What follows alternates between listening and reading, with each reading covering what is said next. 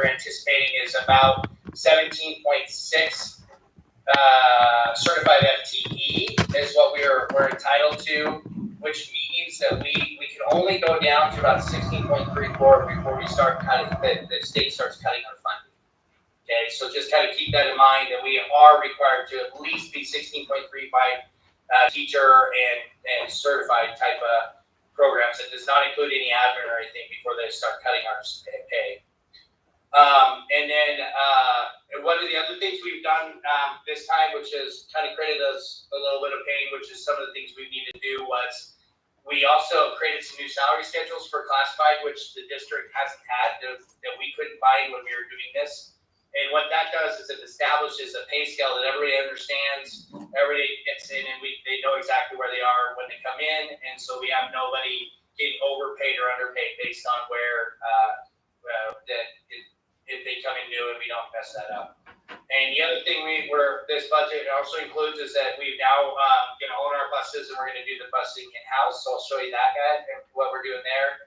And the one thing with our size, I just want to say, is that the federal grants and stuff we get are great, but they're not necessarily enough to really do a lot.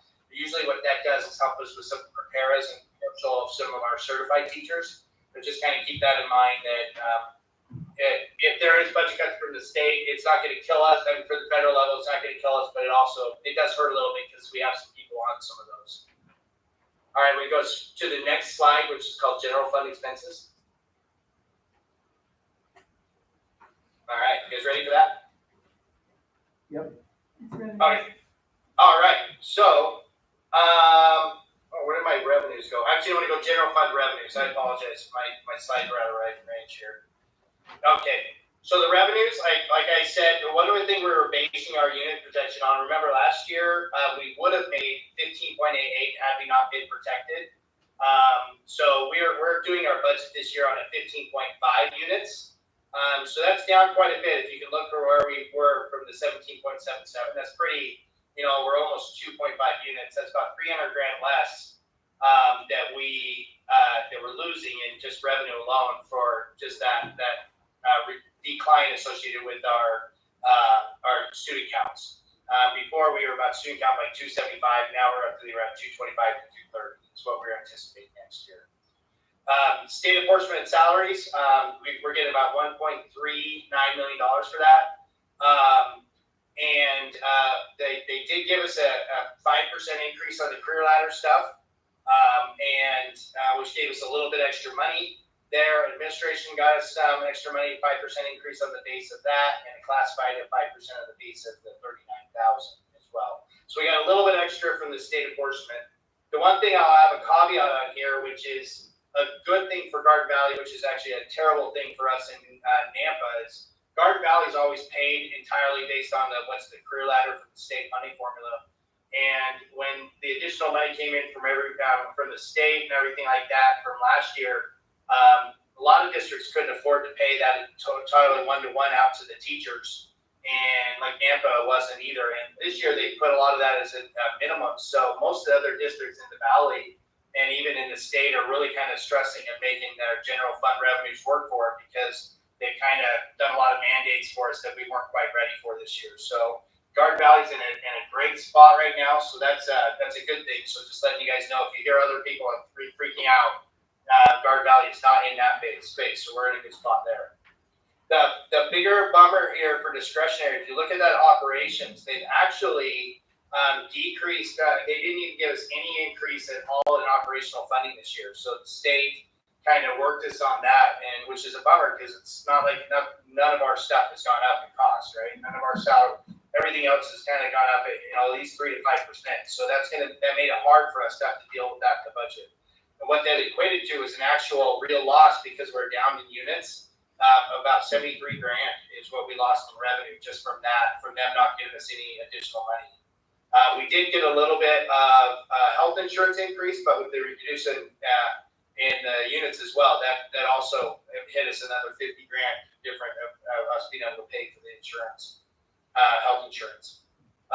Transportation, we did slightly, we recommend a little bit. We were about 220 $1,000 we received this year, and so next year we're anticipating a little bit more than the 240. Years ago, when the recession happened, the state pulled back 7.5 million of the total funding for all transportation and moved it over to the general fund. And so for all those years, they basically been taking who's ever portion of that 7.5 million and put in the general fund, and we've been getting worked with that. And this year, the legislature actually took that 7.5 million back out, and so that's where the increase was projected, is that 240 grand, a little bit of increase, mostly because of that, because they didn't change the funding as normal at all. We have been making a little bit more in interest income from our investments, which is nice, which in the past, interest rates were so low, we weren't making hardly anything, so the 95 grand definitely is about what we made this year, so we're kind of estimating the same for next year. And our state income is basically kind of slightly down because of a decrease in a lot of our units and our ADA and stuff that we're doing. Any questions so far on the general fund revenue side?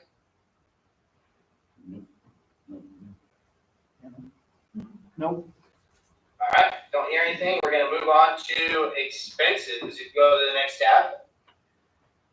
All right, so we've got all the information. My office, Gwen Hamlin, my HR director here in Nampa, she did help Allison and those guys and Hannah put together the contracts for the current teachers that we have and where we anticipate them to be next year and what their pay scale is going to be. It's a pretty good little. They get a 5% pay increase, which is going to be great for them. So we do have those out there, and then before the 30th of the month, you guys are going to need to approve those. I don't know if that's on the agenda or not, to approve those so they can issue contracts in July 1 so the teachers can sign those so we have people locked up for next year. Administrator raises, they're very minimal. You guys have already done that for Hannah. You guys basically left her solid, gave her a 3-year increase, and then she did the other stuff associated with it. And then we gave there's a little bit more for Allison for some of the additional work she's doing. And then the classified stuff, all the pay raises were all over the board because of some of the pay scales. One of the things I kind of want to reiterate to you guys is because we've had some people that have been with the district for so long, their pay was substantially above really what a market rate of some of those same positions were in classified. And it's a good thing you got longevity with some of these people, but the problem was in a typical business environment, some of those people would have topped out years ago because that just way outside the range. So we're talking like a normal, like a paraprofessional is anywhere from 15 starting up to like 23 with really experience, not being in $20 experienced. And we've got a lot of people in the 24, 25. So it made it a little bit harder to keep some of those people and not give them a little raise at all. So we kind of worked through that. We've met with the employees. Everybody's happy with where they're getting right now. And we've got that in the budget, so we're good to go. I did anticipate a slight increase on some of the utility stuff, but really a lot of that really focuses on the weather, because obviously if it's real cold winter, then your propane bills go up. If it's a real hot summer or a real hot spring, then your increase in power, because while your costs associated with air conditioning and all that go up. So it really, weather makes utilities go up and down quite a bit. And so that's kind of a bummer, but usually we can handle that and if we know what's going on. The transportation is a big thing, and this is what I wanted to remind you guys of, that we are leasing the 4 new buses, that we're working through the last of the paperwork now, and we anticipate seeing those buses arrive roughly around the middle of June, if not latter part first part of July. And that'll be great. They're almost practically brand new buses. That'll be great. We've worked to make sure we have all the bells and whistles on them, and everything would be great with those buses. Way better than what you guys had with Harlow's. Hannah did offer the extended Mark, the transportation director spot, so we've been working with him to get a lot of the transition done. And we're also trying to lease the current bus barn that they have. We haven't quite got the negotiations started yet because the guy that owns it, he's sometimes hard to get a hold of, but I know Mark's working through that. We're basically trying to pay about what Harlow's is paid to get that locked up for us. If we don't have that, Hannah and I've got a little bit of extra ideas on what we could do in that, but reality is the whole goal is to be able to get that bus barn at a decent rate. So And then we are working on different items, depending on where we're gonna be able to put our buses is where these other things are going. So like fuel, I'm working on the background to get a fuel tank, put up a temporary fuel, so we can do our own fuel and get the federal subsidies, federal cuts on taxes and that kind of stuff, which will help reduce the cost quite a bit. And then we also have supplies and equipment we have to buy. The beauty is with buses nowadays, we don't really do a lot of big repairs on buses. Plus, these are all warranted anyway. So all really Mark needs is the ability to maybe take some tires off, do some minor things with them, and do some minor repairs. We don't need a huge whole boatload of a bunch of tools. So hopefully that won't cost us too much to get that going. And if you'll look here, that total budget I have on there is $322,000 is what we're kind of anticipating, and that's with buying one-time things for like the supplies and equipment. So I think we're really in a good spot when this year's budget's at $421,000. So it's quite a bit of difference. Cost saved us. I think around $100,000 to be able to run it ourselves. And so let's hope our estimates are good. We should be good to go there. Any question on that, guys? No, that's good. I thought we were saving 50,000 a year instead of 100. Yeah, we're trying not to get crazy with some of this equipment. So we're really going to see what we can go bare bones for a little bit. And, I mean, I think I got in there about $25,000 into equipment if we need it, and I think that's a little bit high for what we need there. So, all right, we go to the next tab, which is other state federal revenue and expenses. The federal forest money, that's one of the ones the district has relied on in the past, and we've gotten quite a bit of money in years past on this. So I think last year we got like $75,000.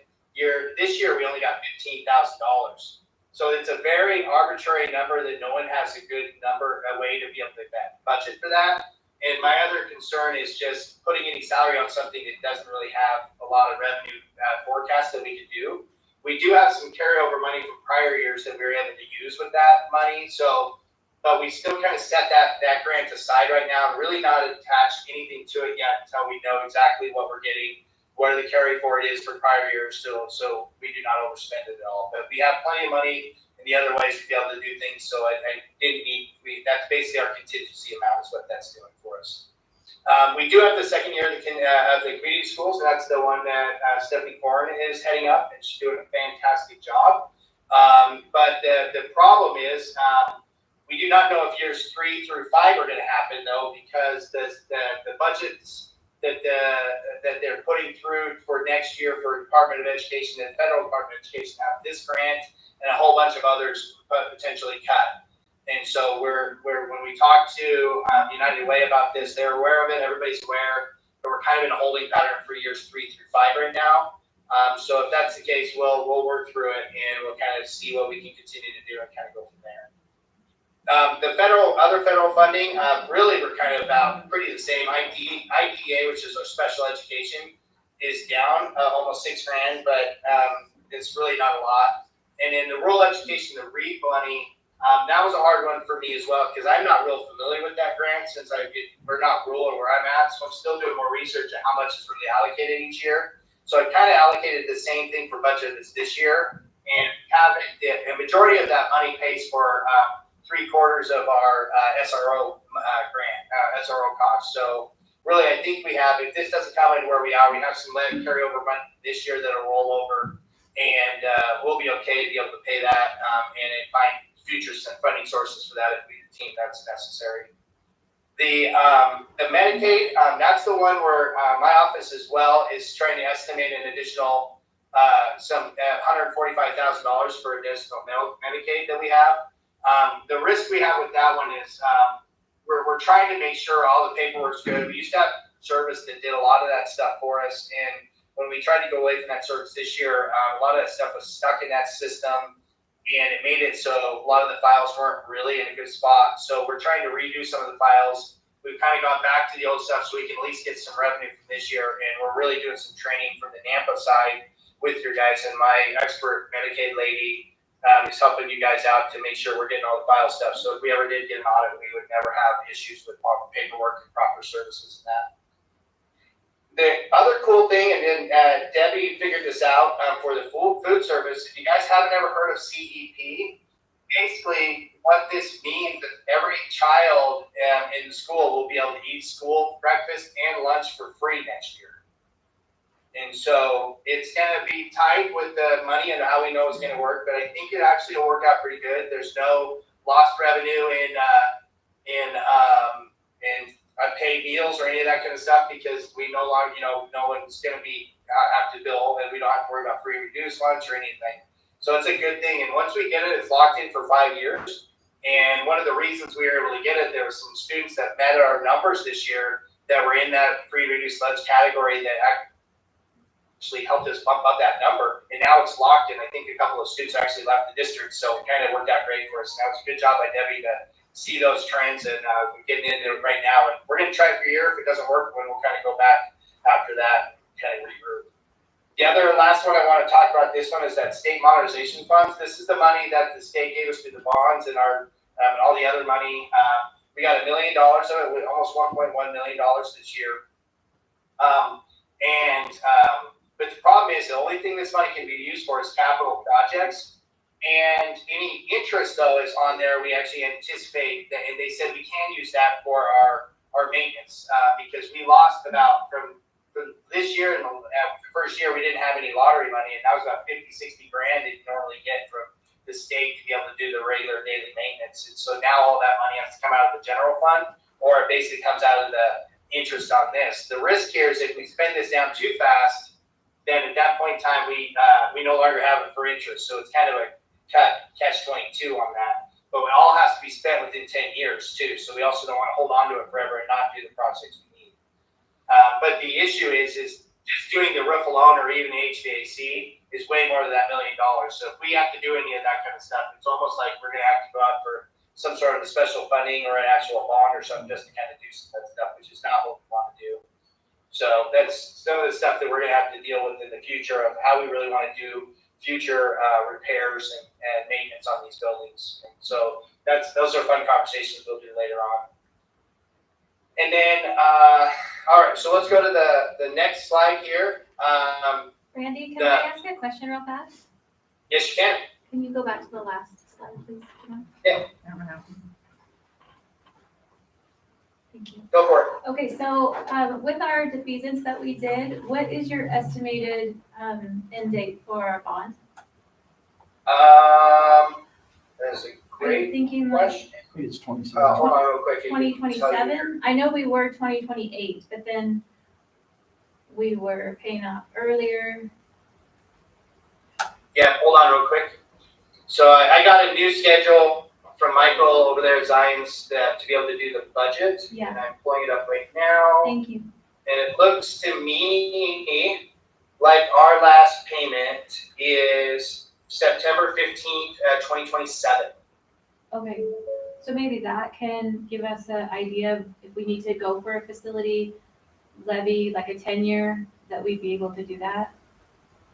Yeah, so I think that might be the best thing to do is when we get that going, we'd go for a 10-year plant facility levy that would help us to be able to do some additional stuff on a yearly basis. And we could probably ask roughly around what you guys have been already paying for the bonds. Yeah. And it would not be a big hit for any of the patrons at all. And our bond would be coming off anyway. So, okay, I was just trying to get an idea of our timeline there with other needs here. Yep. Okay, thank you. Yeah, so we got a little bit of time, but not an exceptional amount of time. The other thing that I actually forgot to add on my presentation here is one of the things that's up next year, well, not next year, the year after, is the supplemental levy. And so that supplemental levy, we only have 2 times now where we can go out to patrons to go and request it. This year we're getting $400,000. Next year we're getting $400,000.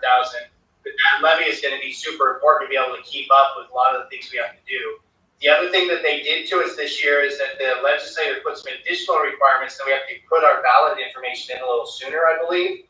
And I'm not exactly sure how Boise County is, but it sounded to me like even in Canyon County, we have to have our ballot measure and everything ready and approved by the board before by August, which is a little sooner than what is normally happened in that process.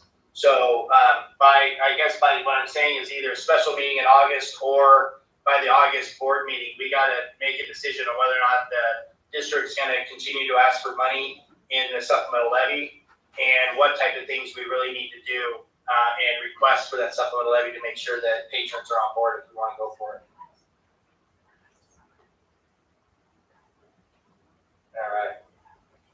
All right, any questions on that, guys? Nope. Thank you for helping with that. Yep. And then, so the last one is just the budget hearing requirements that's going on today. So ultimately, you obviously heard my presentation. I did not ask for a current year budget amendment. We didn't make any real big drastic budget changes this year because it just wasn't really worth it. So I'm leaving it the way it is. And you can see basically that our budget for the beginning of the year versus the end of the year is exceptionally different. But tonight, the biggest thing is that either after you guys have to approve the budget tonight after the hearing, or if you don't take action tonight for that within 14 days, and this is calendar days, it's not business days either, within 14 days, the district has to come back and the board has to come back and actually approve the budget at that point in time to be in compliance with state law. And that's all I got, guys. Any questions? So it seemed like we were getting a pretty good deal when we were sharing the nurse with Horseshoe Bend. And I don't think that's gonna be available next year. Have you guys talked about what we're gonna do there? Yeah, so the way that works is we actually have, we were splitting that nurse with Horseshoe Bend, but the Horseshoe Bend was also getting 100% of a school state nurse grant for us. It was $40,000 that we had. So now that we're no longer splitting it, we get half of that grant. So we get 20 grand for that nurse, and Horseshoe Bend gets the other 20 grand. So we do have set aside money for that, and Hannah's been looking for potentially a part-time nurse or somebody that might want to come and do that job. If we do have to hire a full-time nurse, that'll be a kind of a difficult one to swallow. But we would have some of the money to be able to do it. But it's just kind of one of those. If we had that kind of money, it would be much better to put in education than a full-time nurse, if that makes sense. But we do have 20 grand from the state to help pay for it. And we were sharing them with Horseshoe Bend and then paying for insurance or for benefits, right? Yeah, so Horseshoe Bend, the employee was entirely through Horseshoe Bend. We were just paying our portion of that. So they got 20 grand of our money. They got 20 grand through the grant of our side, and then we paid the overage as well. So we basically what they did is they took her total cost, which was, I think it was like 60 or 70 grand, minus out the 40, and then we split evenly the other money. Okay. And have you ever heard of a nurse providing services at a school on a contract level so we don't have to pay for benefits? So I haven't, but that doesn't mean we couldn't do it. I mean, the reality is we do everything else a similar way. Like with our psychs and some of those other things, we do sharing, or we buy a lot of contracted services for counseling and that kind of stuff through programs. And that's a very typical thing to happen from what I've heard in a lot of the smaller districts. They just don't have anybody in the area that's willing, that can do it, right, or willing to do it. Yeah. But yeah, I mean, so it's one of those things we can look into for sure. What I don't know are the requirements of the grant and what they do. So we'd have to get with the state and say, hey, if we have this type of person, would we still be able to use the grant funds to do it? Because typically they want you to hire somebody for that position. But if we can't hire somebody, then my hope is that they would work through us to do some of that stuff. Yeah, I was just looking at it as a potential share with community school. If one of your NAMPA schools does a wellness coordinator that helps with some of the counseling roles at the elementary and middle school level. And so I was wondering if I could pair that up with that staff member with the nurse, but we could just talk more about it. I was just wondering how that could happen without having to have the expense of the yeah, so right now that grant's $105,000, so you would be in favor of potentially utilizing some of the $40,000 side to be able to do some of those services through that program. Yes. Okay, yeah, that makes total sense then. I think that would be a great way if we can get it through. That would be a fantastic way to be able to do that and be able to get us some services in. Okay. I know Hannah's looking at some other areas. I was hoping to be able to work with some of the area hospitals, and I think St. Luke's is somewhat in the area, but I can't remember where they are. That if something they were able to do to potentially help provide some coverage of some sort, that that would be our next avenue that we're kind of hoping to get figured out. Okay, thank you, Randy. Definitely. All right. Anything else? Now, I will say this, and I'm going to give Brianna props on this. She's been super creative in having to deal with a lot of certification issues and some movement within the schools and some of the activity where she's putting people. So I know she's been working with the state a lot and working with my HR director to make sure things are done right, so we don't lose funding and everything looks in a hard bag. It's been a lot. It's a big juggle for her, so I give her props for that for sure. All right. Anything else you guys need of me? No, that was really good. Thanks, Randy. Appreciate that. I think we need to All right. do some brainstorming on how to get more FTEs for next I year. know, that's what I was thinking. Randy, Well, yeah, it's all about enrollment. just out of some curiosity, how many students do we need to up for receiving an extra FTE? Well, it really depends on the type of student, right? So in the world that you guys live in, if you guys, if that student, those extra students come in, say like Lowman, that's not gonna help you at all. So if they come down to the main school, that's where it helps you, because Lowman, we're already at such a low rate, that's why we already get a specific amount of FTE for that school. But in the big school, usually it's anywhere between, depending on which grade they are, is anywhere between 18 kids make up a unit to 20 to 24, depending on where that is. And like elementary is a little higher, believe it or not. And then if it's a kindergarten student, it's like a 40 to 1. So if it's kindergarten, because they only pay half day, Right, then only, yeah, so that you have makes to have sense. basically, yeah, so it doesn't give you that much in order to do that. And right now, you don't have enough kindergartens even to make the full one. So Garden Valley is already sitting at a spot where they get a minimum of, I think, 0.5 or 1, if I remember right, just because there's a minimum on some of those grades that they're automatically going to pay. Thank you. Yeah, it looks like 12 for some reason. Yeah, so 18 more before we could bump up 1 FTE? Well, so that's what we're looking at right now. So that would be, if we want to go through that, and it's really just a matter of, we can always bump up FTE, but we would have risk of really trying to figure out where that was going to come from, either through federal forest monies or some of the other grants, and that just worries me a little bit. The other side of it is, it sounds good that we want more people, but can we get anybody qualified for the levels we have? So an example is like in high schools, there's so much qualifications because you have to be content specific, and a lot of those, it makes it a little bit more difficult to hire somebody. And then with our elementaries, it's a little easier, but we're just trying to, make sure that Hannah's making all those trips. What she's done now is we've got, because we have a couple of people that I think we're going to tag team some of the grades and stuff like that, but it's just you guys have a difficult time just really trying to finish, to try to hire the good quality candidates, and I don't know how, even if you could do it, I don't know how many more you would be able to buy. And the reason we were in a good spot this year is because we get like a grace period for enrollment, like a year grace period. Yeah, that's exactly right. Because the prior year, you can only go down at 90 to 3% basically. So what happened is the prior year was 18 point something, and you went down to 3%, which basically means we got paid based on 17.77. But the second year on that protection doesn't go off what you were protected based on, and 97% of that. It goes off the original one of what you actually would have got. So it goes all the way down those 2 units for us for the second year. Because basically what they're saying is you should have had time to be able to take that into consideration in your next budget. That makes So sense. that's basically how that works. Thank you. Yeah. When you did the training, for some reason I had it in my head, it was like 12 students for high school, but yeah, even that would be pretty hard to gain. I've talked to a lot of the homeschool parents, and that's working well for them. I don't think we're gonna gain that way. So we might need to look at like increase in attendance and maybe grant writing. Well, and to be straight with you, the homeschoolers are not going to have any incentive to come, because now with the voucher potential, and the monies that they got.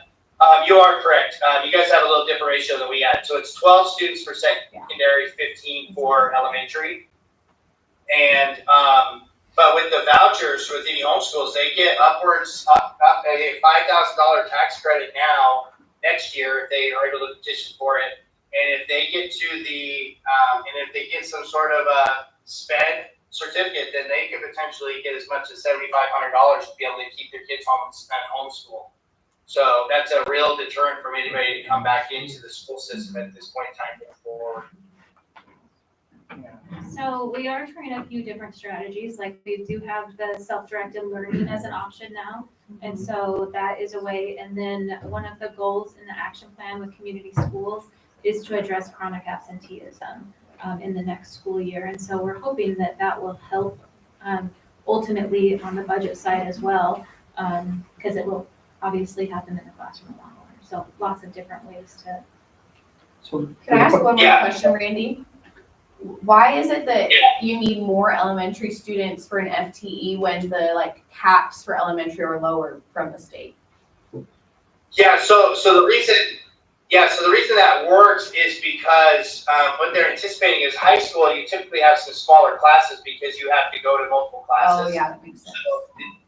So that's the reason they gave a little better divisor in high school, realizing that you're probably not gonna have a 12-to-1 in each one of those grades, you'll probably have a lot less. And I think there are even some this year that had like 2 or 3 kids in one of the classes. Right, okay, that makes sense. So if a family's doing the voucher program next year, can they also utilize the advanced opportunities if they? That is one of the things they're trying to work through. They don't have a good process to establish that as well. But we're not exactly sure how that's going to work, because most of that stuff right now works through the school district, and any of the homeschool or private schools haven't been able to utilize that yet. And they're trying to figure out a way to get that program opened up for them as well.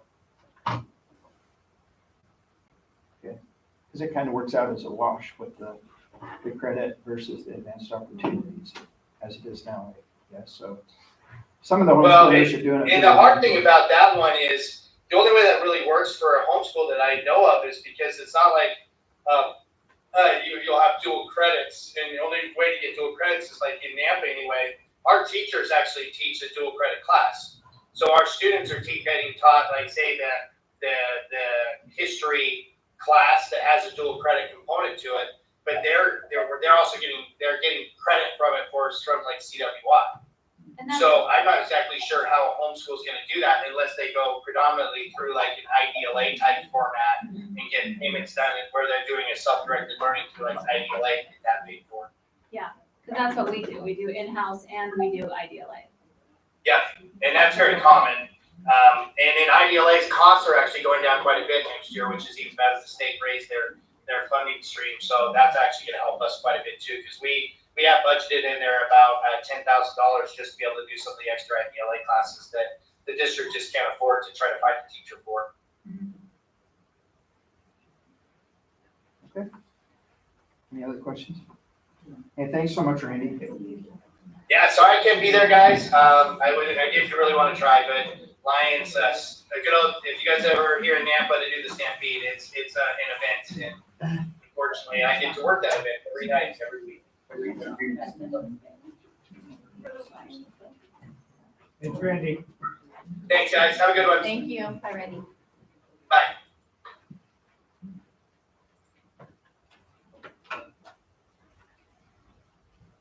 Okay, do we have any community comment on that?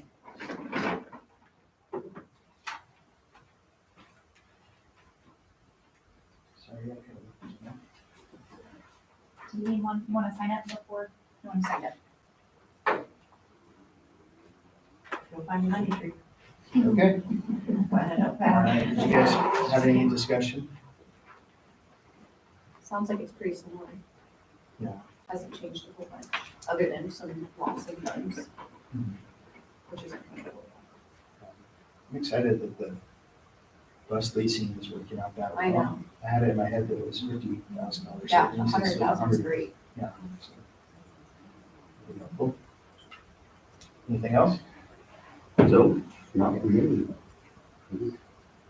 All right, So the recorder over here. So we're gonna adjourn the annual budget hearing at 6:09.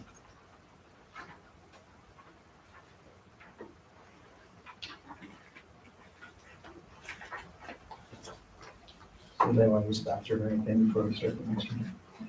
No? Okay. I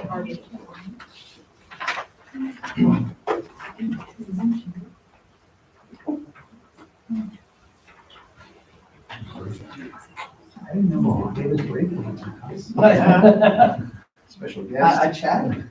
I told him I was gonna come down and say hi. That's great. It's good to see you too. Been a while.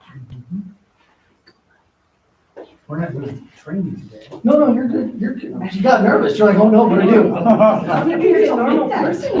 I'm never gonna get out of here.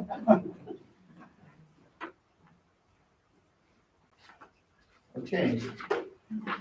It's 6:10 on Wednesday, June 18th, 2025, and we're going to start the public hearing for proposed fee increases. Can I get a roll call? Clay Tucker. Fred Blue, Anna Mitchell. Ken Donnelly. Brian Williams is going to talk about the proposed increases. Can you pull that up and maybe?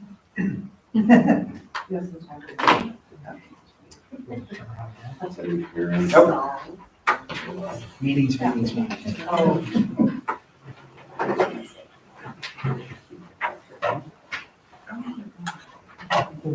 You can just scroll down to the.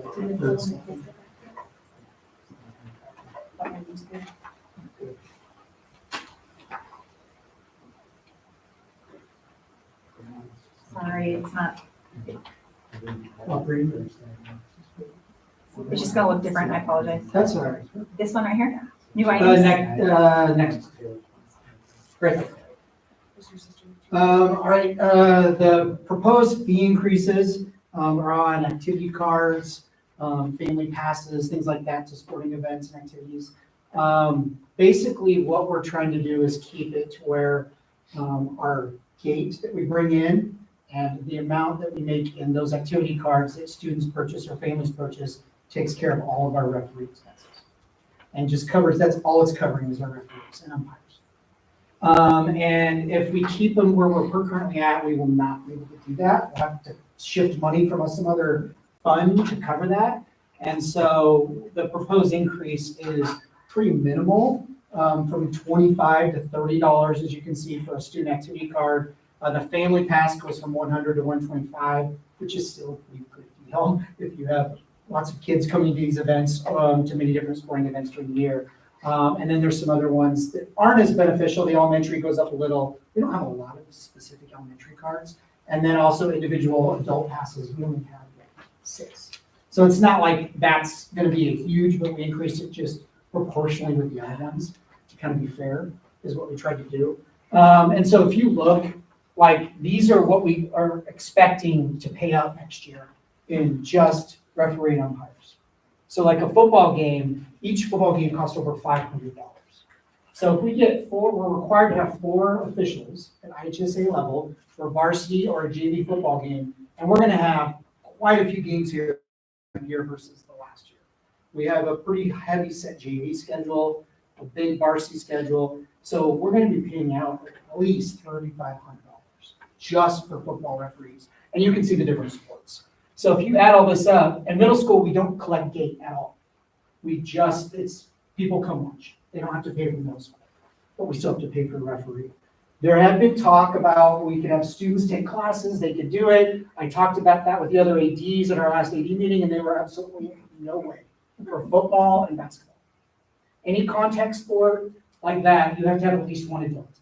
Now, they didn't care if you added a kid, but we pay for 1 adult anyway, so it really didn't. And the consensus was at the AD meeting, like, we just have to find money. Like, we can't, we're not gonna send our teams up to Garden Valley, and you're the one that just has students refereeing games. And so that's just, isn't gonna fly. We can add them, but not have them be the sole referees on contact sport activities, which I do understand. So if you look at this, we're gonna pay out over about $15,000. And so with the fee increases and what we took with Gate, and you can slide to the next one, please. The fees, Gate from everything this year was right around 9,100. All activity cards purchased totaled about 5,500. With our new fee increase, if we had the exact same number of passes sold, it would increase about $1,200. So that gives us enough to cover those fees. And it just allows us to be able to pay from just that. We hope all our refs, all our umpires, all those things for all the games for the entire year.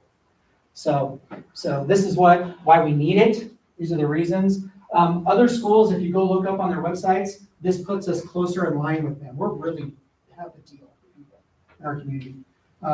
Everyone else has been $30 for a few years for an activity card. We've been at $25.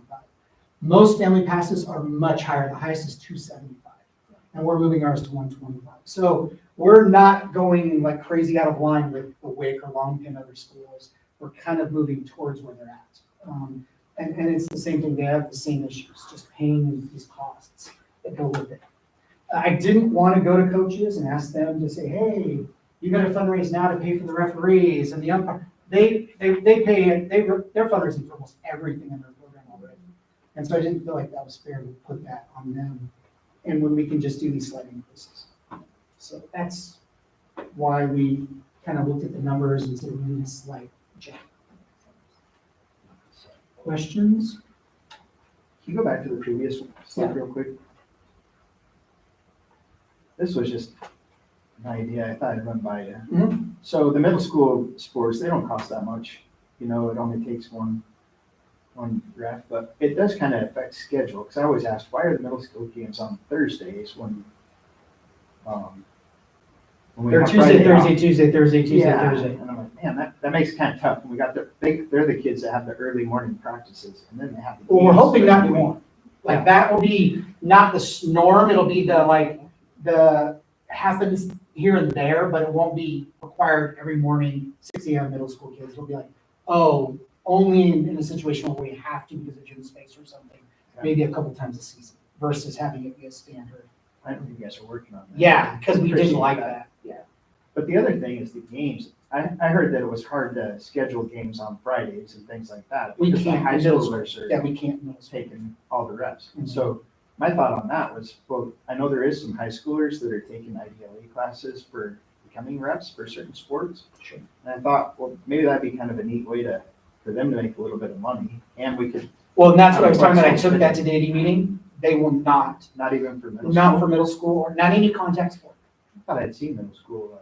They, Yeah, so others. like when I took it, so you had, everyone was there from this was at Wake Longpin, and out of 14 EDs, like 12 were like absolutely not. Sorry, I missed that part. No, that's I fine. remember that. Because that I was thought one of the middle things school. they kind of thought about. And it's weird, you're like, why do you have half games? Because one year we have 3 at home, the next year we have 4. The next year it rotates between boys and girls. And so I just kind of estimated between, like, if you're looking at that. And, you know, we're trying to get more stuff at home. The kids have been going away a lot for sports, and so we've been trying to like get that evened out and hold other schools to like, hey, if we're doing a home and away, it's you follow through. And so that's made these costs go up, but then transportation costs might be saved because we're not sending kids all over the place as much. Yeah. So, and it's easier on the kids and coaches. I was just gonna back up the fact from AD as being a middle school boys coach. Like it's not okay having students dressed up. Because that's that age where it starts to get controversial and it's just not fair. And you get parents yelling at a junior or senior. Well, it's just like having a hometown ref, you know, that's not even good. Yeah.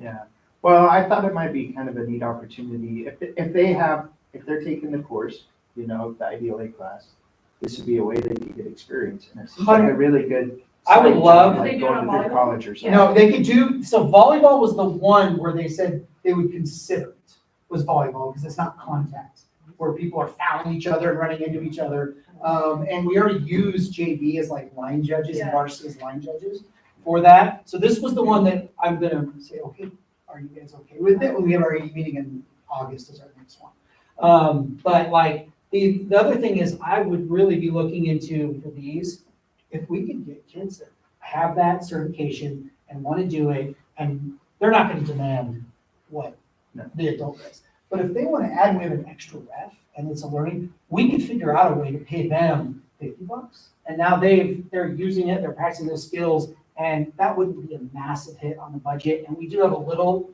overage with what we bring in that could help do that. Yeah, I was looking at them where it's getting some experience. I like Yeah, that. exactly. 'Cause And it's they'd not be gonna how working much with cost a savings. professional, they'd be working with someone who's been doing it for years. Right. It'd be good. It just seems like going through college or something, that'd be a good skill to have for a job. part-time. The other thing could be, through National Honor Society, they need volunteer hours. So you could either volunteer for any of the. Yeah, if they're club certified, sports, they have it all, then Sports right. and stuff. 100%. So, Yeah, the head of all officials now, Riley Jones, was, it's funny, he was in my class at Boise High like 10 years ago. He's the head of the entire state. He's like 26 now or some 27. But he started when he was like 12, doing soccer games, a little kid, and then moved his way up. And yeah, he did all that stuff. I remember him roughly all through high school. Well, I see your point, Gary. I remember in high school, they pulled me in to ref a basketball game for middle schoolers. And it's tough reffing at that group too, because they foul on more. They're out of control. Things like Yeah. Yeah. So- And it's like, I could call travel every play, but you gotta figure out when it's, changing the game and stuff. So, any other questions about proposed increase? Thanks. Yeah, Yep, thank of you. course. Can we just do it this way, or is this the last time I think this is the last one down here.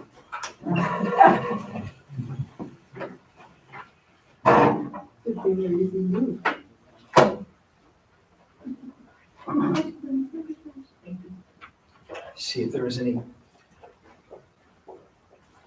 comments on that one. I thought that's what my wife showed up for.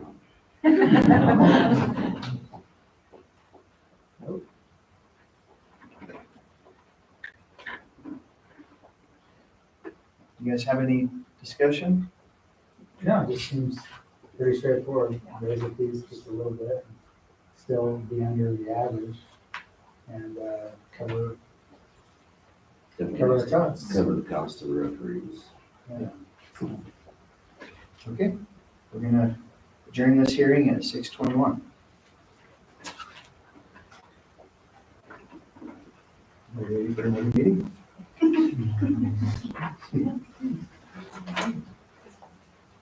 Yeah, does anybody want to use the restroom now? All right. I never suggested to a woman.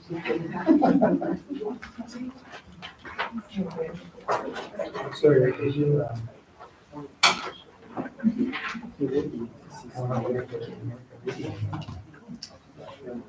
Sorry, I just came from work.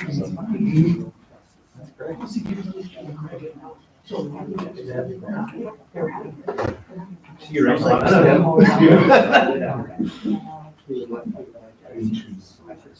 I remember. See you right. No, what are these things? All good stuff.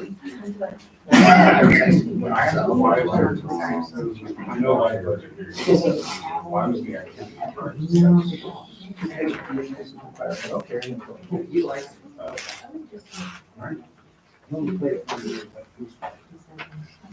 You should come down. Listen, try to make it a few more. He's now. And it just worked out. It's neat to see.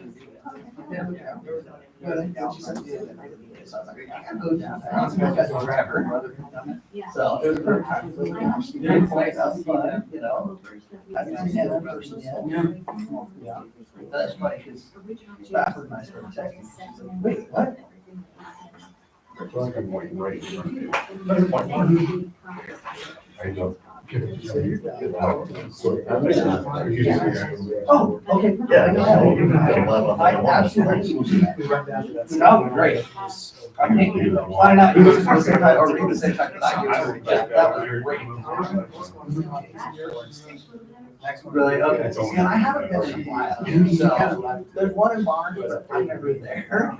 So it was tough for me to join one, because it's like, oh yeah, that's great. I can't read it. I cannot guarantee I'll be there, so, no, this will be great, so I will, I'll email you in a second. On the other side of them.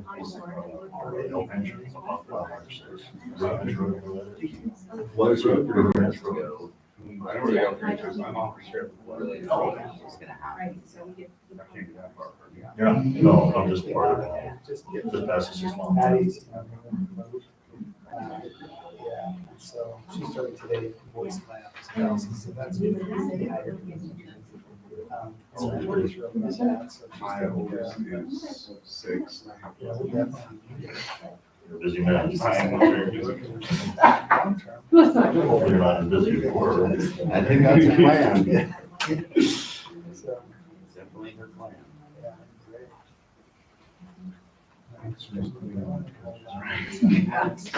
So, trying to take it more. Yeah, okay. Well, what are football coaches? She's got a plan already. I graduated. That's gonna. Jason's. We're starting now. How it works. Yeah, we'll be helping them, and she'll help us. But it'll give her an idea. of some shit.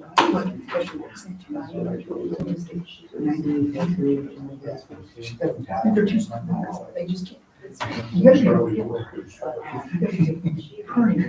He's not part of some his team is top. And so they need a place to get that or not. JV program gives them. Keeps them interested. So she's the best. Everybody ready?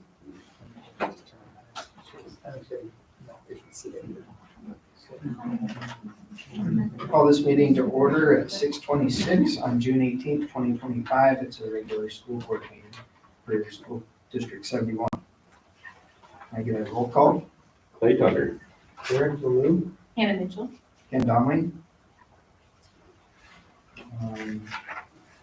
Is there any items that you guys want to discuss on the agenda? Or any changes you want to make to the agenda? You want to move an item forward on your really backwards? Yeah, we talked about maybe moving under action items, moving the interview and appointing process to the end. The end of the meeting. I don't have an opinion one way or the other. We got it. Okay, so that was the best way to do that. That sounds great. So we'll interview and then possibly make a selection today, and then the person will get sworn in next week. Okay. So selected. So those move to after old business. Yeah, we can just, or at the end of that action, the new business. Sorry. Do we need to make a motion for it? Yeah. Okay, I'll make a motion that we move the interview applicant for zone 1 or appoint for zone 1 to action items 4 and 5 after 11. Thanks. Ann. Second. We have a motion and a second. All in favor? Aye. Aye. Aye. Aye. Can you have a motion to approve the agenda as a whole with those modifications? Because you approved the modifications, but you didn't approve the agenda as a whole. I'll make a motion to approve the agenda and the amendments as written. Modifications. Second. Happy with that? We got a motion and a second. All in favor? Aye. Aye. Aye. Aye. All right. Did you guys want to move any of the items under the consent agenda to a discussion item? Was there any? I just didn't know if there. Does anyone have a flyer to turn in? Nope. Okay, nope. Okay. Yeah, I did want to, move the minutes out of this consent agenda because there was, I think a slight mistake. I'd have to step in. We need to listen to them again for one Okay. line. to see if it's there. We can't do that right now. And so we pull that out of consent agenda and move into the next meeting. If we're for the next meeting, then do the consent agenda for meeting. So if you guys are in agreement, we approve the consent agenda. Minus A. Yeah. So that Um, was, I'll make the motion to approve the consent agenda without the item A, approval of minutes. Second. I have a motion and a second. All in favor? aye. Aye. All right, next is the vice principal's report. So, Okay. do you have slides? Very- Well, would you like me, do you have this? No, that's Okay. transition. Are you able? There's like. Sorry. All right, so, I basically put the ISAT data from this year in a very similar format that you saw last summer. And what I did was I added this year's data, so I just want to kind of give you like an overview of what you're seeing, and then I'll go through the numbers, okay? So we have last year's data, which is what you had last year, in this table format. So that's going to be everything in your left columns. Remember that science is not tested in these grayed out boxes, only in these, okay? And then on the right-hand column, we have this year's. So what we have is a percentage of proficiency. So the ISAT is scored on a 1 to 4 level. Janelle, will you go to the second slide real quick? Down at the bottom of that, did it take out my little picture? It did. Okay, so it's okay. So it's scored on a 1 to 4 level. So anything at a 3 or a 4 would be considered proficient or above, okay? So what we're going for really is we want students to be at a 3 or 4. So this percentage, if you go to that first slide, Janelle, this percentage, these percentages are the students that are proficient at that grade level in that test, okay? So we have English language arts all the way across here. We have math all the way across here, and then science, okay? So you can see last year's percentages of proficiency and this year's. Then you have a couple other things. Anything that's highlighted means that that percentage is higher than the state's average, okay? And then if there's an asterisk next to it, it means that for that same grade level as last year, so we would be talking about a different group of students, but same grade level, then we saw improvement, okay? And then anything that has a plus would be the same cohort of students, all right? Now, I do want to preface that when we're talking about this, I feel like we're trying our best to analyze the data that we have, but we're not always talking about the exact same group of students. We're not always talking about the exact same teacher. So, but this is just our way. We want to try and be data driven when we're trying to inform our instruction, meet our students' needs, okay?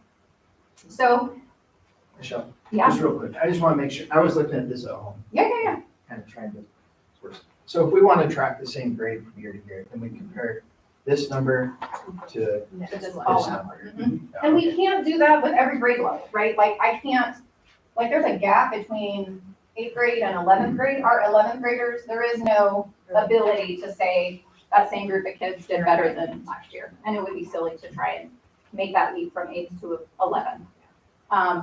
Okay. So there's a couple things I want to just, and this bottom table, again, these are the percentage of students at the state level that are proficient, okay? So I think this is a helpful comparison for me when I'm seeing, well, what are the state averages for proficiency in Idaho, and then where are we? And for me, as a person who's looking at instruction, I'm in part trying to see where are we in relation to the state as a whole, how are kids doing in the state of Idaho? I would like us to be doing better than the state averages. And we are in some areas, okay? So I want to give you an overview of what that looks like. So in ELA, 4 out of the 7 cohorts, okay, so we're talking like a grade level group, have a percentage of proficiency at or above the state levels. 3 out of 7 cohorts improved their scores from last year. And 6 out of the 7 cohorts have shown some improvement over the last 3 years. So that next slide is data from 2022, 23, okay? So these are our percentages of proficiency for these tests in that year, and then what you're looking at is the next 2 years above. Okay. Then Janelle, will you go back up again? In math, 3 out of 7 cohorts have a percentage of proficiency at or above the state levels. 3 out of 7 cohorts improved scores from the previous year, and 5 out of 7 cohorts have shown some improvement over the past 3 years. And then in science, 2 out of the 3 cohorts have a percentage of proficiency at or above the state levels. Okay. Any questions on that, what you're seeing? It's easy for me to pick out the highlights Mhm. because those are, yeah, there's a lot of them. I Yeah. don't understand the pluses that well. So how are the Yeah. pluses different than just looking from one over to the other? Okay, so the plus If would it's the mean, same group of students. yeah, so that if same that group of ELA students. fourth grade, that 67% Mhm. is shifted over to the fifth grade at 59% and becomes a plus? No. So last year, Okay, that class of students got a 24% above, proficiency. 24, we're above the, They got a The 3 or a proficiency. 4, basically, on their ISAT. okay, This year, that's, in theory, that same group of students, the same kids, got a 59% proficiency rate. Different teacher, mostly the same kids, that's sort of dramatically. dramatically better, okay? And actually, we saw a big jump for them in math as well. A few other highlights, I mean, just this jump here in science, and I mean, I can tell you my interpretation of this. I do want to hold my interpretation loosely. This is just my perspective on what I see in the school. But for me, like, we really tried to work very specifically on implementing with fidelity a science curriculum this year in the school. Okay, so I think that in my mind, especially at the elementary level, that we're trying to very specifically hit all 4 of the core content areas with curriculum that's approved by the state so that they're receiving that instruction. We only have this one group in that area, but you know, that's the data we have to show us right now. So I only see one that went down half as much. Fifth grade to sixth grade in math went from a 30 to 15. Mhm. Is that the only one that went down significantly? There's one out of 1%. Middle school. So I'm glad to bring this up because really one of the things I want to highlight is middle school. Okay. And this will be this is my recommendation, okay, is that our middle schoolers do need attention instructionally, and they need it predominantly in math. I think as a school, K through 12, we really need to beef up our math instruction. And I don't necessarily want to push that onto teachers per se, because we're doing all the right things, like training, using curriculum, you know, approving new curriculum. We're doing all of those things, you know, looking at instructional strategies. But I do think we need to rely on additional help, tutoring, outside of school resources to assist our students in math across the board. And I don't know if it's true, I'm not a math teacher, but I know that in social studies, there are significant jumps sometimes in curriculum expectations from certain years. And there Yes, might be a pretty big jump in complex thinking, and if they didn't really get it in fifth grade and now in sixth grade, you're adding all this, they really struggle. Yes, you're right. And I would have to go back, but I mean, when you look at the standards, there are years across the K through 12 standards where they do make a pretty significant leap in terms of what they need to cover in that school year. It can make a big jump some years, and then other years it doesn't seem to be a huge jump. So thank you for saying that. Yeah, any other questions? I do have a question. Yeah. The fourth grade teacher, is it, the same teacher for fourth grade, for fifth grade, consecutive years? Does that make a huge difference on something like why the fourth grade and fifth grade numbers are so good? Or there's no correlation between rate of teacher and scores? I think it's good to have consistency in instruction. Foundationally, I believe that, but I don't think we can look at this and point to one specific cause, like it's that teacher, or, there's so many factors. So I would be nervous to just point out one factor and say it's because of that teacher. I was just wondering how many. But we've had consistency in fourth and fifth grade, for the last few years. That's why I was wondering if that's why those numbers look so good. I think when our kids hit middle school, it is a big jump educationally for them for lots of different reasons. I mean, even the format of school is very different for them. And so I do think we need to be strategic in considering how we're serving those kids' needs academically, because it just gets harder. I mean, we implemented for the first time that I'm aware of a tutoring program this summer that we're offering to families and students for free. And almost every kid that we're meeting with needs help in math. Almost every kid. And I won't go into specifics right now, but when I looked at like overall just grades, for students in middle school in math, they were quite low at the end of the year. So I do think they are struggling, particularly in the area of math, and having quality instruction and a lot of support for our struggling students is going to be really good for them. So,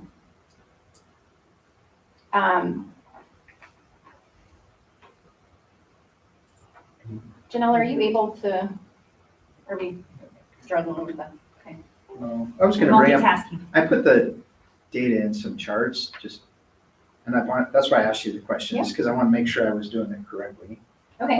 But I was wondering if we could look at the charts, and then you can go ahead and finish yours, though. I didn't. Okay, write it down. I wanted to flip over to this from the ISAT data chart, and we can go back to it if we need to, but Okay. this is our Idaho report card. This is what's public for every school. Like, everybody can see where your school ranks in the big scheme of things, and they use a number of factors to determine your school's report card. So you can see here, and I do want to preface, this is last year's data. Okay, so when they're putting out our report card in the spring, they put it out for the previous school year. Okay. The one thing, and Stephanie made mention of this before, the one thing that I really think we need to address is our chronic absenteeism. The state's average is 15%. So for us as a school, this is not good. So we need to address this, because what that equates to is instructional hours. And if kids aren't here, they're not getting instruction. And that's going to trickle into everything else. Everything else. Graduation, ISAS, IRI, okay? I think it might have said on the agenda, so IRI, and do you know what the IRI is? I don't want to explain things that you already know, but I could never the difference remember between the acronyms. ISAT and the IRI. Okay, so the ISAT is state accountability testing, 3rd through 11th grade with some gaps. Like, we don't test 6th and 7th, and we don't test 9th and 10th. And 12th. You can go back to it. Okay, but IRI is our early reading, it's our early reading indicator to make sure kids are on track with literacy foundations. That is K through 3. Now, you can see here, we're doing really good. And if you were to click on this, you know, our averages compared to the state are very good. So this is good.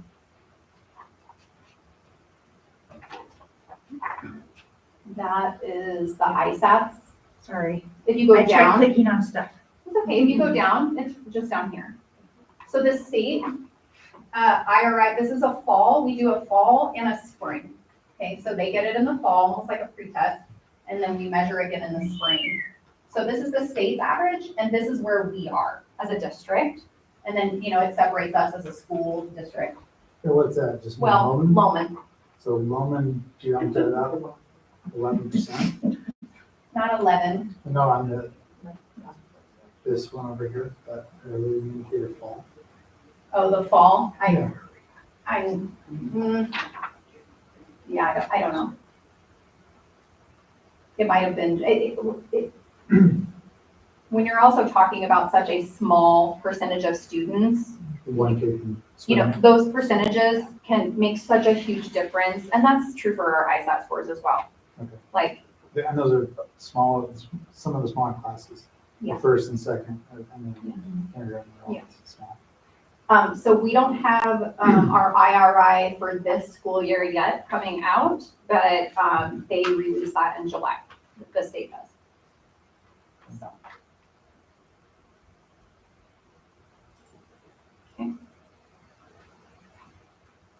What You is have a- chronic I have some- yeah. absenteeism, how many days is that? Like, there were a bunch of kids sick in, I think it was April, bunches.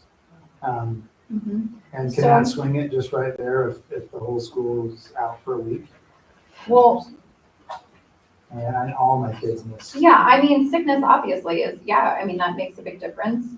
Vacations. But that is not our, I would not say that's not our concern, with the school. I mean, our management system, you can go in on a daily basis and you can look at what's the average attendance per day. And Janelle gets to see that, I can see that, any of the admin can go in and see that. And there were so many days I would go in and we were at 80% attendance for the day. I mean, that's a lot of kids to be gone.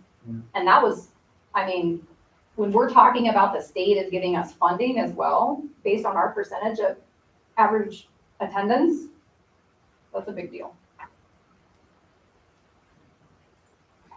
Any solutions on how to increase attendance, get kids here? I think engagement is a piece. I think supporting students who are academically struggling, and then supporting families. I think we need to put a focus on family engagement as a school, being more engaged with our families. I can see a lot of things that you guys are working on too, as far as scheduling sports and things like that, to where it's not as, where we have more home games, having the this simple thing, sometimes having the football lights to where we can have home games. Nobody wants to play us during the day because they want to watch their kids play, and so it's hard to practice scheduling. I think our course schedule is way better than it used to be. We've improved that over time. So there's little tweaks. Can we bring that up real quick? I was just trying to wrap my head around the pluses and minuses too, because I'm a visual guy. So this down here was the year the class was graduating. And so I was looking at basic trends for an individual class, like this was them a couple years ago as they're progressing through. So I want to see things go this way for an individual block. And then the other thing, which we see pretty well here, the other thing that I think is important is to look at as the classes progress, by the time they're juniors, our scores are maxing out. So like to look at what Ryan was saying, there might be something that's a new topic or something, and it takes them a while to get it. But as long as they're up here at the end before they graduate, that seems like an important trend. And then there should be another one for math. And so, yeah. Yep. I like these. So that's what you were talking about, there where you only saw a couple of them go down. And sometimes it's little changes, like maybe a student got a 2 instead of 3. But overall, like, looking at these trends, it seems like this year was a really good direction to me.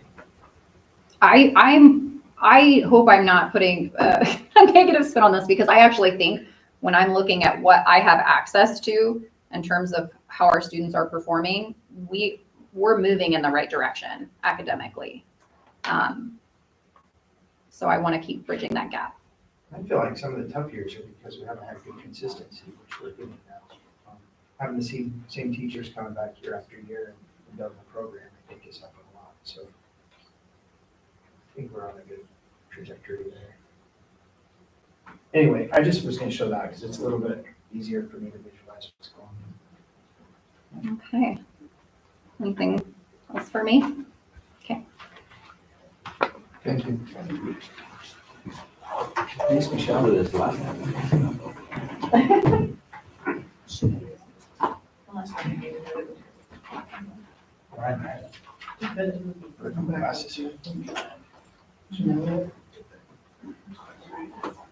Brian, did you need one?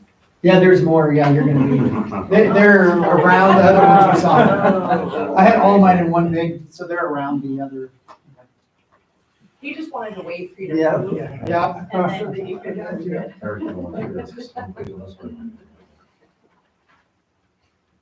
Is it pulling up, Janice? Not being funny. Are you switching to a new topic? Yeah, it's Oh, just, that, it's just your review and Oh, so. okay. Click down to the next one. Just some overall, numbers and what, how many athletes we had in different programs at the high school level. I don't have the middle school. Middle school, all our teams were filled out, but one area that could potentially be problematic is girls basketball. We're gonna be right there. We only had like 6 or 7 this year, and they were almost all 8th graders. Volleyball too. And volleyball will be tight. So the girls groups, there's just not that big a girl athletic competitors in the 6th and 7th grade. They're coming up. There just aren't that many as far as numbers. And as far as high school, you can kind of see how many participants we had in each one, as far and how many were going through the year. I think out of 95 high schoolers total, 9 through 12, there were 21 who didn't participate in any sports. So 70 something, and something somewhere. And so that's a pretty high percentage of people being involved or having opportunities to participate. So, questions before you? Just data. Okay. Oh, she left. I can do it. Okay. This is the end of your presentation? That's it. I'm done. Sorry, I just. So how did this all play out? We made state in football, boys basketball, and softball for team sports. Cross country and track also had multiple state competitors and finalists in those programs that people that went and represented Garden Valley at state. We had full JV champions in volleyball and boys basketball. So they won the JV championships. So we had a lot of success as well with all those numbers. And this is just like, oh, they won, they're at state. I think we had a lot of success in how the programs were building. I felt really good about how even the programs you go, oh, well, they didn't make state this year. Well, there's always reasons. We're really young and we're building to that. There's a lot of variables. New items and updated progress, obviously new lights, pretty big deal. And every AD is like, what? You guys have lights now? Garden Valley, we can play at night up there. It's been nice. The new sound system goes in the gym tomorrow and should be done by Friday. And so that's going to be a huge upgrade into the sound system and what we had. This year was pretty rough with the speakers and how they worked. This is going to be a much, much better system for you. The baseball field's about 70%, 75% done. They're pouring tomorrow for concrete for the dugout base and for the backstop and all that stuff. And then they're going to start moving and building dugouts and backstops and all that's going in. So it should be completely and fully ready. The goal was by end of July. Coach Trivia actually wanted to have a tournament if he could. I don't know. It's going to be tight to make that and be able to put that out and be convinced that you can host it. So I think next year is really what we're looking at. We have built an awesome relationship with Horseshoe Bend this year because we played 6 home games down there. We maintained the field. We gave them half the gate. We rebuilt that relationship and it was great. And the superintendent down there and the AD is like, if it happens again and we don't have a team, we can work something out if we have these issues. So that was really nice. We have, I forget, this is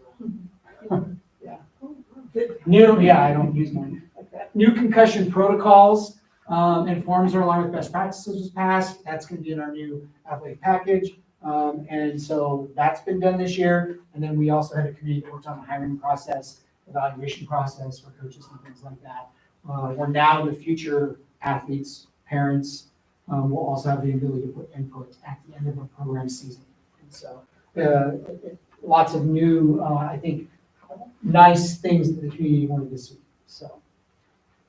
Hold on just a second while you're going forward with community stuff. That Yes. is the whole line that's under new lights, football field, all of Yeah. that, and then the baseball field and all of that. Yes. That is huge contribution from the community. Oh, I mean, for all of those things, the district didn't, Including very minimal financial, I mean, it was all done by outside sources. And by, sound system is by donation. but all the sound system, 100% was donation. It's amazing. Between people and then obviously we got to pay it for it. So it was pretty intense and the entire baseball field has been completely fundraised. There hasn't been any revenue from the school district. All right, next, we did this already. And then the next one. So what's coming up? I got a question. Yeah. What's a good way to kind of notify the community that, hey, there's new lights, these things, but not let them know that it's not coming out of their tax dollars, the levy, right? Because we don't want to, we don't want to like, well, this is what we got it on, because those coaches went out and asked community members. And put in their labor Yeah. to do A everything. ton of things. Frank's So- been there so 5 it's days, like, the we last kinda 5 need days. to share our story. Yeah. So that people will know. And I don't know a good way to. It's definitely like a PR campaign It is. type of thing, but it also, we talked about maybe like a roadside board that we put up that just, whether it be like a thermometer or like a running total of how many dollars and how many hours have been donated to the lights, to the ball field and all of that kind of stuff, to make sure it's very clear, because we always have to be concerned that that those that might not have all the information but can see things going on, that there isn't judgment that funds are going towards these things and we're still coming for a supplemental levy, right? We need our supplemental levy and these things are in addition to and wasn't funded by the district, so. Yeah, I think of PR and the people who know the community the best, where everyone looks would be the place you have to do that. Get that information. Coming up, we're looking at a few slight changes, updated coaches handbooks, and the updated parent athlete handbook that's going to be at the next board meeting. There's a handful of items we'll have to talk about. And then we need to look and talk about potentially a uniform allotment. Prices of jerseys and things are not what they used to be when last time it was set for uniform purchases. And it's also very contingent because we have a rotation of like 7 years of sports. Some years when you have like cross country and track, that's a very low year for uniform costs.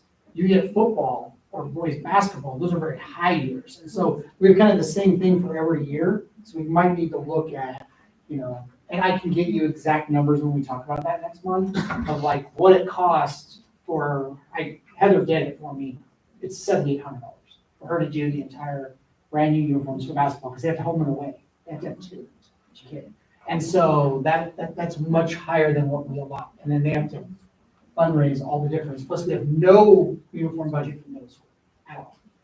And so they're trying to pass those uniforms down, but 14 years is a long time. Kids use them for 7, pass them down for 7 more in the middle school before they do it. Uniforms don't last 14 years. And so that's something we need to just look at, what we can do. Steph is putting together, we're working on having a couple times we're on site, late July, early August, where we're gonna have physicals here. So kids can get their physicals taken care of, middle school, high school. They're required to do one in middle school, and they're required to do it by the state, IHSA rules, 9th and 11th grade. And that's the biggest difficulty for kids, is getting the physical taken care of. All the other paperwork, we can sit in there and do it. It's them going and getting the physical, getting that done, getting it certified, and sometimes the kids, it's not their fault they don't have the physical. They can't drive themselves somewhere, they can't get there. This is a way to make sure the kid has that opportunity. So I'm really.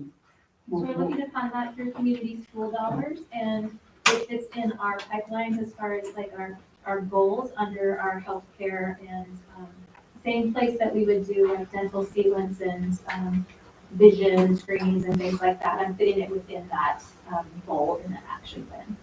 So what do we need for that, a PA, or do we need an MD? I don't know, actually. I think the PA is fine.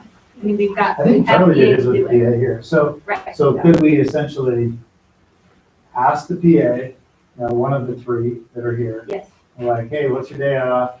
We're gonna do this at the school, we're gonna do it through community schools, we're gonna pay you to come be available, so we just get all the physicals done that day. that's the plan. Okay, Except for 2 days. We were gonna do one date at the end of July and one date in the first week of August. The first week of August is their, what we call dead week, where there's no contact for any sports. So there's, time there, and then, the last week of July in case the other one doesn't work for them, so. sounds like a great use of community school. Yeah. A big coaches meeting, I already told the coaches, send it out, they know that's coming. Parent meeting, where we're gonna have fall parent meeting. So we're gonna actually have a parent meeting with all people who have any sport going on in the fall. And then we'll do one in the winter, and you're only gonna need to come if you didn't have an athlete playing in the fall. Does that make sense? You don't need to hear the same thing 3 times, but if you have kids playing multiple sports, but we need to have parents, I think this is a way to get them more involved and understand the programs, understand what we're trying to do, as a school district. Not just, oh, I went to my baseball coaches meeting or my cross-country coaches meeting. Like, we're gonna do them together. And so at that as well, St. Luke's is gonna come up and they're gonna go through, for parents, it's about 5 to 10 minutes spiel, their concussion, the new concussion protocols, what to look for, what signs they would see at home, kind of an education thing, for parents. And then here is where we go on the website, we'll even show you, Janelle has worked on this and put it on. You can go in and click on, oh, here's the concussion forms, here's what you look for, here's all the stuff that was approved by the board. Do you want me to And pull then- that up real quick? I don't think, I think it's okay. So, potentially talking about this next week, next month, we're very low compared to other districts and others that we compete with for coaches' salaries. And we do a lot, and they do a lot of work for us. So we can talk about that, and those numbers I'll get out. That's not ready yet. And then I did find out last week, 100% for sure, 2026, 2027, we are being moved to 2A. Our enrollment's too big. We can't compete. We've been over 89, which is the cutoff. It'll be 4 years in a row this year. And so I got the notice from the HSA. I called the president, Chad, I know well, and I said, hey, what do I do? This is gonna be a pain. And he said, are you getting killed at everything? You can petition based on you just getting slaughtered already at 1A. And I said, well, no, we need state ministry sports. He's like, you're not gonna win the petition. So he's like, you're gonna go up, and the goal is to it's probably just gonna be the 1. Because then I'll have to petition, because they do it for 2, but then I'll petition, because we're gonna drop tremendously when our juniors graduate. That group is so big, 34 right now. That's just next year. Yeah, and so they're this year, so we're still in 1A this year, and then the next year we're gonna jump up because they'll be seniors, and we're gonna be above 95, 96 again. And then the next year, we're gonna drop to like 72. Because the grades coming up aren't near as big, which is just how it's gonna work. So I already let all the head coaches know that this is coming, but it's not this fall, it's the fall. So it gives us some time. Who are those teams? 2A. So Like there's, IOC. they sent out a big thing, so there's, it's like Kendrick and Logos, and these are some really Oakley. very good teams at the 2A. Butte County, but there was like 5 moving up and like 4 moving down, too small. But we're bigger than Cascade, Horseshoe Bend, Council, Santa River, like we're moving into Notice, is 2A. kind of seems right.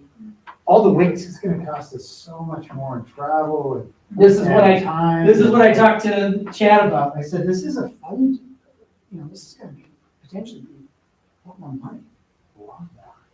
So, in transportation costs, For 1 year. for 1 year hopefully. And time away from school, which is, you're supposed to just. I'm hoping our relationships with the schools that we've been with will still schedule us. As we can play those, and then this really only affects, like, it affects districts and state. And so it makes it a lot harder to get to state, obviously. The competition is gonna be a lot tougher. Do we know what district will be in? Well, see, this is the problem. Are we gonna have to switch and join the WIC? Because they have way more 2A schools for that 1 year? And then hopefully the off school of the long pin will let us play them still? I don't know. This is what council basketball had to do. They moved them up, just the girls basketball after they won state. How did they move just one? You can petition, I could petition for one program to stay away. And get, if they're like getting, they just can't compete. We don't have any team that's that struggling. I could maybe make the case for, I don't want to call them, I mean, on the last 2 years, just win-loss record on boys baseball, and I think they're gonna get better. And so, They're already playing Well, two. they're really small teams. no, they're already, because it's That's such why. sports, there's not a 1A. Doesn't exist. That's why it's tough. Yeah, track, cross country, baseball, there's no 1A. This is 2A. So questions on any of the stuff? Any of the programs, numbers, anything you want to talk about? Yeah, that, like a slide back on the coaches and the policy. Did we get that squared away, like we met with the coaches? Because I had a coach call me and say, man, I don't like the idea of being fired. I'm like, because another coach was giving him a hard time. Looks like you're fired. And it's like, so he's getting pressure from his peers. And I said, talk to Ryan on that. I think anytime you get a shift Yeah. and things change, it's hard. Yeah. And I think people don't know, like, how does this work again? And how is this happening? And I had a lot of the coaches going, do I have to apply? And the answer is no. Okay. You don't have to fill out an application. You can supplement your current application if you so choose. We have your file. We have your letters of rec. We have your application. We have everything. If you'd like to add something to it that you've done in the last year, great. Okay. And then, and we open it up for applications for the sports. And I think the committee was put together and worked on a lot of stuff. The process worked very well. Okay. And I think people who had wanted to have an opportunity got an opportunity, and then it just had to play out through the process. Great. And then the only other topic that it's not on there, but I wanted on there to mention it, is no early morning practices because it impact academic. When is it gonna come up as far as policy? Well, so, Like, when can you make that in the handbook to the coaches, hey, with so rare here's the, exceptions, 2 or 3 times a season, so we can't have regular practices, any sport before school. yeah, that, we can talk about making it that rigid, because my concern is, for example, Lori is tough. She's agreed she's gonna coach middle school right after school, Right. and then she's got a 10-minute break, and then she does the high school practice. So she's gonna do like 3.5 hours of practice after school. No, well, when she has a varsity game away, that's not possible. Yeah. So then, that's like 6 times they have to practice in the morning, because she's not here or available. And so, I don't know if I put a number, it's gonna depend. If we had a different middle school coach, then it wouldn't matter, like in I don't basketball. care if it's a strong policy, I just want a strong idea. So if we It's put like, something I in want that said, we my will, kids to be able to play who are in that small class. right, And there's 2 of them. You Yeah. know, to be able to play and not impact, you wake up at 5 in the morning. we could Go put play. something into Paul, that we would make every, attempt to eliminate as many morning practices as possible. Yeah. Can I just say, I think that would be a handbook thing. and- Handbook, yes. Yeah, I think it's handbook, we have to put at it, and I'm still putting this together. That's all I'm asking. So we could put something into that for July and say, as Garden Valley's School District, we're gonna make every attempt to eliminate early morning practices, particularly in middle school. Is that what you're really focused on? Is that what you think, or you're talking? I know that academically, all kids suffer if they start early.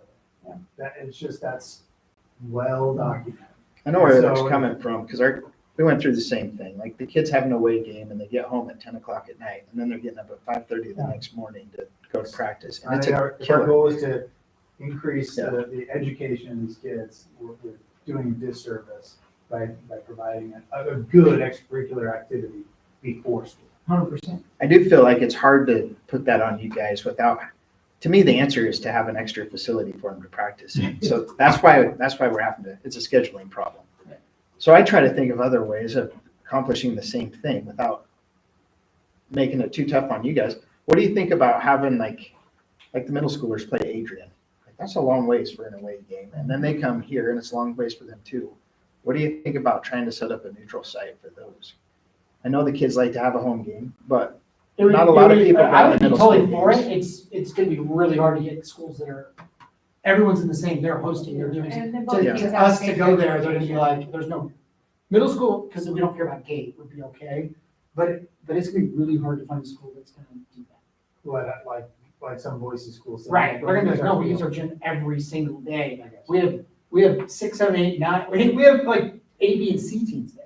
Mhm. They don't have just a team, they have so many kids out, but they have full ABC games going on and all these different things.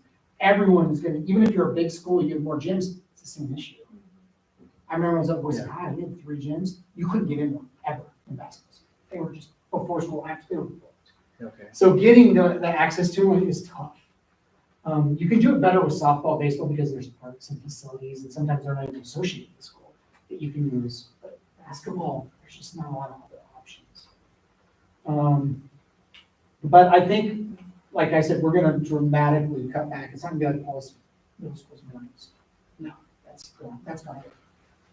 And I can work on some language for the next board meeting on the handbooks. So is, for the coach that you were speaking of, is there an assistant? Yes. Yeah. So that could be, High The school, problem is- not middle school. No middle school? no, there's a high school assistant, I don't know about middle school. High school assistant is a new one, that she's gonna have, but I don't know about the middle school. Yeah. About a coach that could take the middle schoolers off to another game or off and fully run practice. Yeah, ultimately it would be a practice that I would be Right. comfortable with, but, so that they're not having to do morning practice, they could just be with their assistant that's guided by the head coach. And that's fine.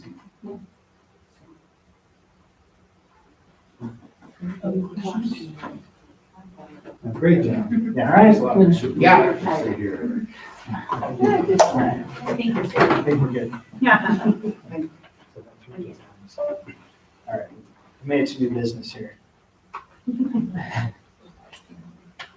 The first item is to discuss the Garden Valley School District budget. We had the hearing earlier. Did you guys have any questions about that? Last time I asked you if you had any questions about it? No. Okay. None come up. Do you guys want to make a motion? Sure. All motion that we approve the proposed 2025-2026 Garden Valley School District budget. Second. Got a motion and a second, all in favor? Aye. Aye. Aye. Aye. Next item. Discuss whether we want to accept the proposed increases for the middle school and high school activity card. I'll make a motion. Elementary card and The say it's adult card and the family activity card. I'll make a motion that we approve the proposed increases in the activity card, the elementary activity card, the single activity card, and family activity card as. I'll second. Got a motion and a second, all in favor? Aye. Aye. Aye. Aye. We're good? Okay. Next item, discuss the 2025-26 certified administrative contracts. And we would have to accept, they would have to be accepted within 10 days. It'd be signed within 10 days. Yeah, signed. Where's the? We have the list here. My understanding of the list that was provided in your board packet, it is, they're going off of where they are on the ladder. So what they're getting is based off the ladder. It's in your packet. Just Ken's, not everyone's. Everyone else is on your packet virtually. Okay. So I printed it out. He's the special one. Chairman. Okay.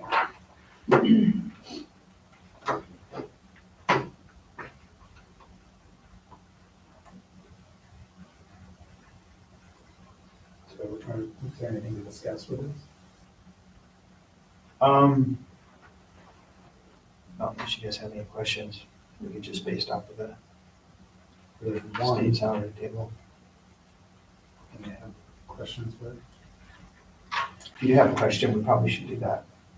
Executive session. Yeah. With your Yeah. superintendent. This is as advised by your superintendent. Diane, I mean, it's come up in a couple of executive sessions.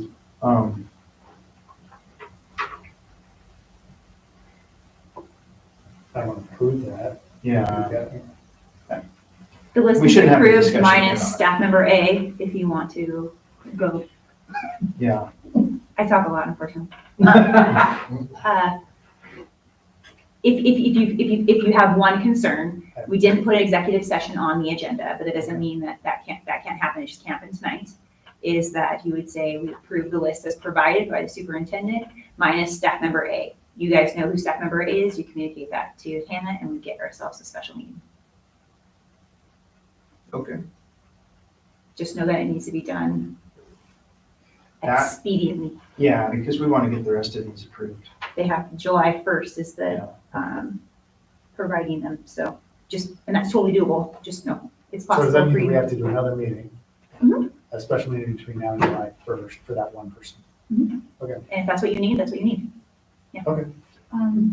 We can, Before July 1st or within 10 days, because your staff have 10 days within Idaho code to sign this, and we want them all to be signed by July 1st. So being today's date, So Friday. you would want a special meeting by Friday. We have no other alternative, right? That's right, I just Other want to than make sure we we're just- clear either we that we're just not doing a approve all special of meeting. them, Or we say, wait a minute, we've been talking about this one person. Yes. And we need to address this. Or you can have that conversation with Hannah and trust that the list that she gave you, Okay. there's reasons for that list, because she is suggesting that list to you. She's just not here to say that verbally. Okay, because that's not what she indicated in our last. And that's fine, we just need to do a special meeting before Friday. Okay. By Friday, to address this, and then, but exclude that personnel I just write on there. by number or by letter. Okay, And then from there, we'll address that, and we can still offer those contracts to the other personnel between now and Friday. okay. So Thursday. We're very late, just so you guys are aware. A lot of the time, these contracts are before school gets out. We want to secure our staff. Yeah. Yeah. All right, Um, well, then I'll make a motion to approve the 2025-26 certified administrative contracts. Request contracts to be signed within 10 days, with the exception of employee A. I will second. have a motion and a second, all in favor? Right? Aye. Aye. Okay.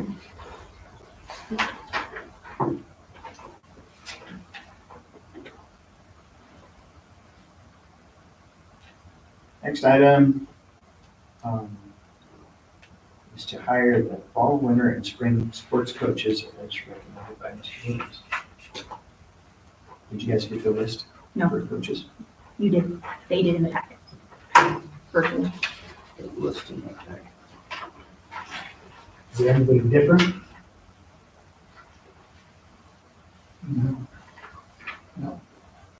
We only had a couple of applicants for one position, and we went through the process with that one position.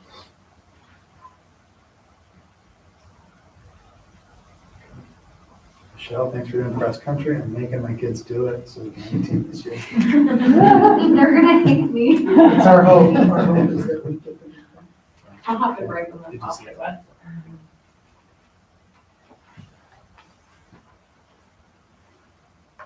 Anybody want to make a motion?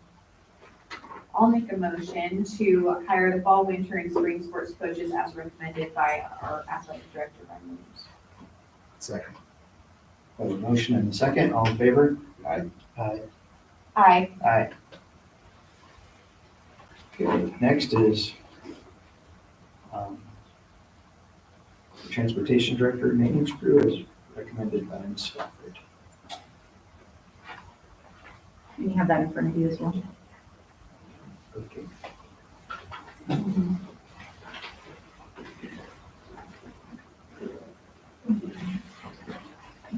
Get the top sorts here. There's only like 13 billion papers in front of you. Yeah, is it more than the one person? Just one person? I think, yeah, there's just one. It's a whole page of all those hires are listed on the same page.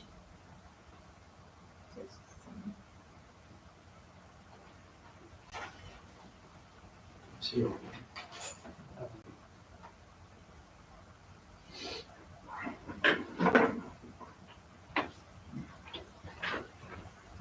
Mr. I know that's me. Most it's in order of the meeting. Oh, really? Sorry.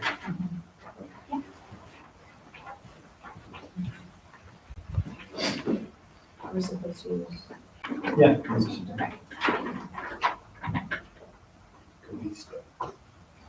Yes, we can just say it's. You guys have any questions about this? Or I have a motion? You ready for a motion, Kenny? Sure. I might just say that I oversaw the interview and I feel like he's a really good applicant. He had a lot of good experience. He's done it before. So, Yep. Fantastic. I will make a motion to hire Mark Cavisto as the Transportation Director, Maintenance Crew, as recommended by Superintendent Spafford. Second. motion and a second. All in favor? Aye. Aye. Aye. Aye.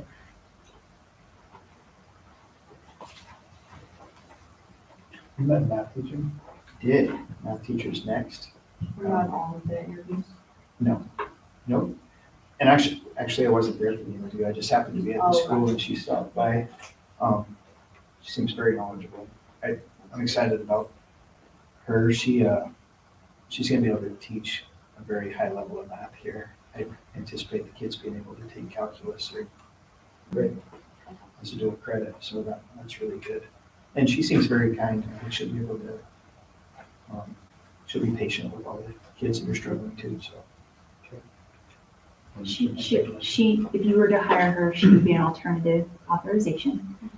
She has the math degree, she's just finished completing her certification.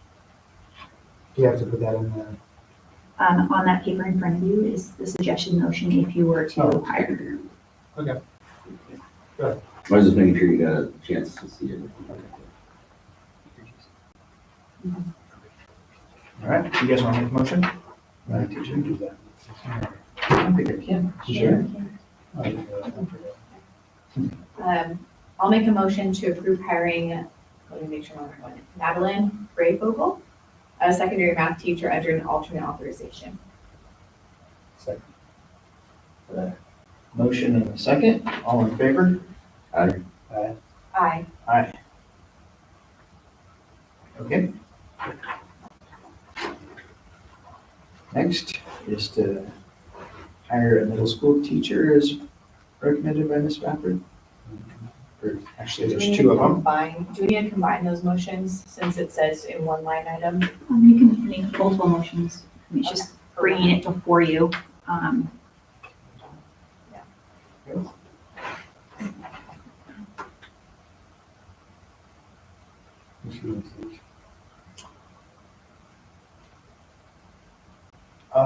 One is teaching That was ELA. right there. Yeah, like she's ELA, the other's not in science.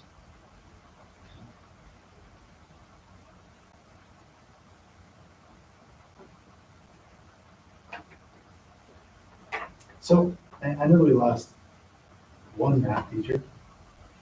That was for high school. For high school. These are middle school teachers. Did we lose another math teacher, or why are we? hiring of Sanders. Ms. Coleman is going to be bumping down to third grade next year. Oh, okay. All right. That's a good question. We kept her. She can go. Are you guys ready for a motion? Yeah. I'll make a motion to hire middle school teacher, or middle school ELA teacher Caitlin Webster, entering with an alternate authorization.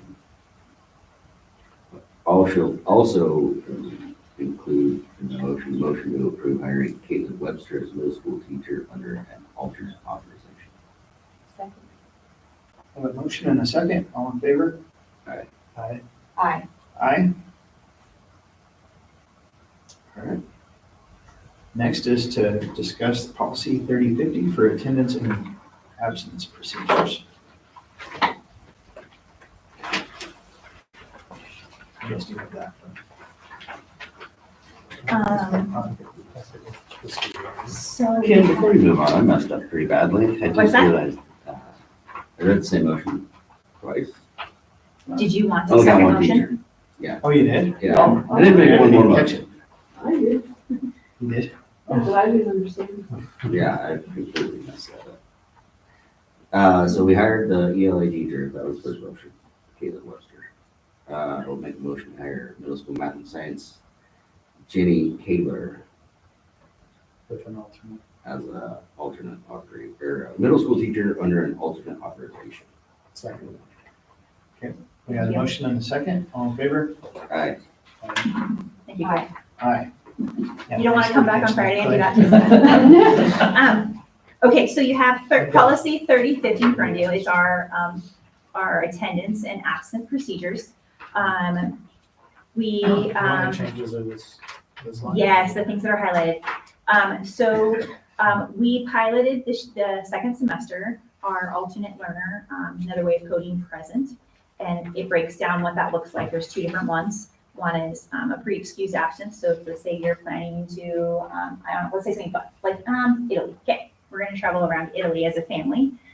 But if I get myself pre-arranged with my teachers, I can be doing my homework and classwork while I'm there, right? Hopefully not the whole time because I want you to be exploring that. But you come back, you turn it in. We can, in hindsight, go back and switch you to alternate present. You get the content, you're responsible for the homework, you turned it in, we move forward. The other one is for doctor's notes. And this primarily I really like as the attendance clerk because I see kids that beyond their own control have a lot of doctor's appointments and they're really penalized on the attendance policy itself for that. They are still responsible for content, and this is specifically at the middle school and high school, those what we're talking about right now. They're responsible for content and making up that work, but it can be coded as alternative present by turning in that doctor's note. And this is specifically middle school and high school. I don't see a functional way for it to, I didn't add, as the attendance clerk, I didn't add a level for elementary. I just don't see how that can work when you're like, they're responsible for content, a 6-year-old, right? That doesn't mean we can't move in that direction. I need more time to really like dig into that for that to be an option. But this specifically takes care of those middle school and high schoolers, and they seem to have the most penalties when it comes to attendance, the ability to lose credit, the ability to not move forward in their classes because of absences. So moving on from, do you guys have any questions about that before I move on to the second? Dentists are included. The dentist, that's a doctor's appointment, yes. Keep writing those doctor's notes. So I can see where that's more fair for the students, but it seems like it helps the school too. We get credit for attendance. And we know that in theory that they're going to be getting that content anyway, just at a different location. An extension of our self-directed learning, right? You're owning your education despite needing to get doctor's appointments, right? And we live so rural. And I have to get to some other dentist appointment, you know, because you don't go here. What are they doing? We get a little bit further into the policy and we're talking about tardies. Gomez really led the charge in enforcing our top tenants, our tardy policy. It became pretty robust under Vicki Chandler. She had saw that we had students that were really, we were really lax, I guess, and teachers were feeling that because Sometimes they're tardy 2 minutes, sometimes it's 10 minutes, as long as you're in class for half an hour. Which means as classes this month, this year, you can be late as 26 minutes and still be considered present. So your interruption, lost classroom time, lost the content that you're not getting. She made it more, she had petitioned the board at that point to make it more robust. Gomez, however, in applying that, makes it pretty tricky because you do have this, tend to have the same people that get tripped up with attendance. And managing that at a certain point, there's, you're in detention for the rest of your life. So he was like, can we dial this in where there's consequences, a way to reset, and it's really straightforward. I know that I had parents that had come to me and was like, it doubles every time, and I didn't notice that because I didn't like look at it from that lens, just simply that there was more consequences each time. But Gomez is suggesting this. We start with 4 tardies as a warning, 5 goes from 1 hour detention after school, which we generally don't offer, to 2 lunch detentions. So it's an hour versus 25 minutes times 2. Let's see, 6 tardies. Oh, and then it says each additional tardy adds 2 lunch detentions up to 10 tardies. At 10 tardies, the student will serve a 1-day in-school suspension. This will bring the student back to the base of 5. So each tardy will then accumulate at 2. We try to simplify it, make it a little more understandable, but still have those consequences that are needed to hopefully get Is those it targeted kids. per class or is it overall? It's per class. Because you're kind of tracking this better than anybody, Mm-hmm. how did it go with the open campus that second semester, kids going up to Kids lunch? liked coming it. back? I Were there don't know any that we tardies? had any tardies. I think we may have had 0. Okay, great. Like I really was like, please don't, this is Yeah. pilot. I Like, don't want let's, to ruin it. let's really, I want you to be able to have this. Yeah. I mean, we had them leaving, like literally going to the Chevron and coming straight back, like where they could eat here. Like they just needed to get the food. So I was happy. I was well done. Thanks for asking. I think Officer Gomez really has good contacts. He's seen other schools, he knows kind of how it goes, and very experienced and very practical. So sounds like a good suggestion. So just in general, how many kids have overnight tardies? Is there a lot really? I want to say we probably had 7 or 8. Oh. And they hit for multiple classes. So our offenders go above and beyond the Call of Duty. Yeah, I was just wondering, I mean, again, that results in an absence, so again, that penalizes the school instead of the student. Like, I like that you have a change there where it's no longer considered an absence. Well, and that was internally, this is a policy internally, like, it's not reported to the state as an absence. Oh, okay. It's Yeah. simply that it counts towards absences, right? We had, Oh. like if we've had students that have extreme absences plus extreme tardies, then we have a conversation, right? But, All right. Any other discussion? So, where is So I'll make a motion. There's the next thing. So,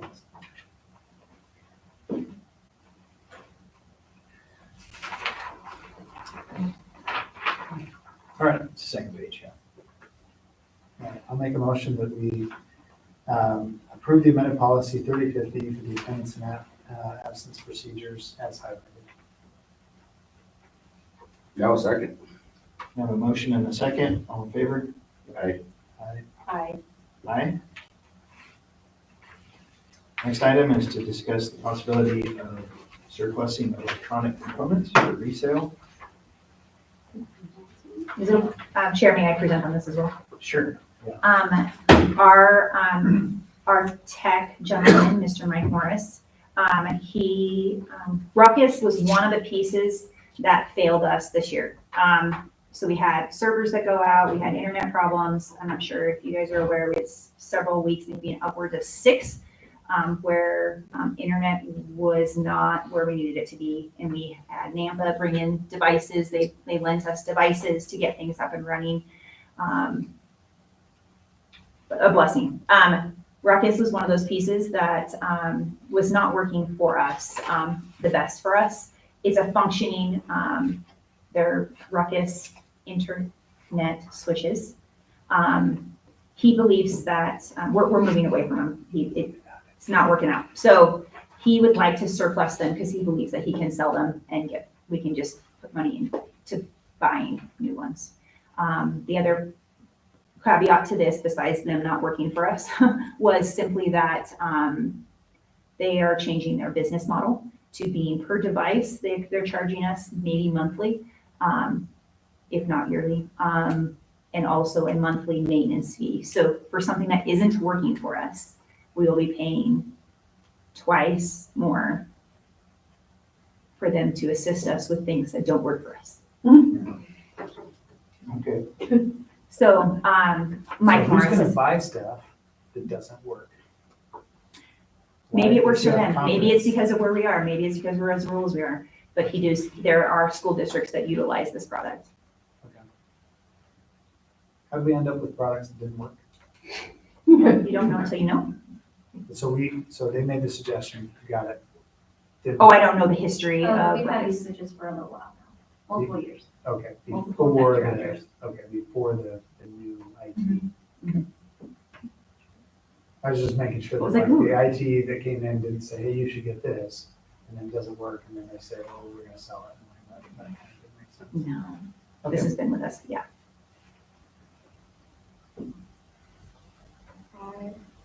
I will make Oh, go ahead. I'll make a motion to approve the surplusing of electronic components for resale. I will second. Have a motion and a second, all in favor? Aye. Aye. Aye. Okay. We have 2 applicants for the Zone 1 trustee position. Appreciate you guys coming and stepping up to do that. We have a list of questions here. Suggested questions from ISBA, just to guide you, or you like one or don't What's that? like any of them. What's that? Use at your discretion.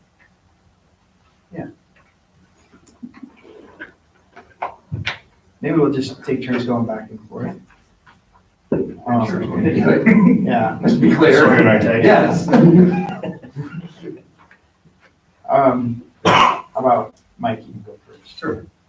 So what's your view of public education's purpose? So public education's purpose, in my view, is it's pretty easy to explain. Our youth is our future. And I intend to stay here the rest of my life, obviously, in our youth. Obtain all that they can, it is what's important to me. And I feel that is something that is most important as public education goes, to involve it on so many levels, whether it be the socialization of skills that kids need to obtain, and those top quality product that can be provided as a result of a community and as a school. How about you, Sawyer? I think the public education system should be hopefully enforcing things that are taught at home and building upon what's taught at home when it's not, helping those cases to still be able to succeed. That's how I view their role.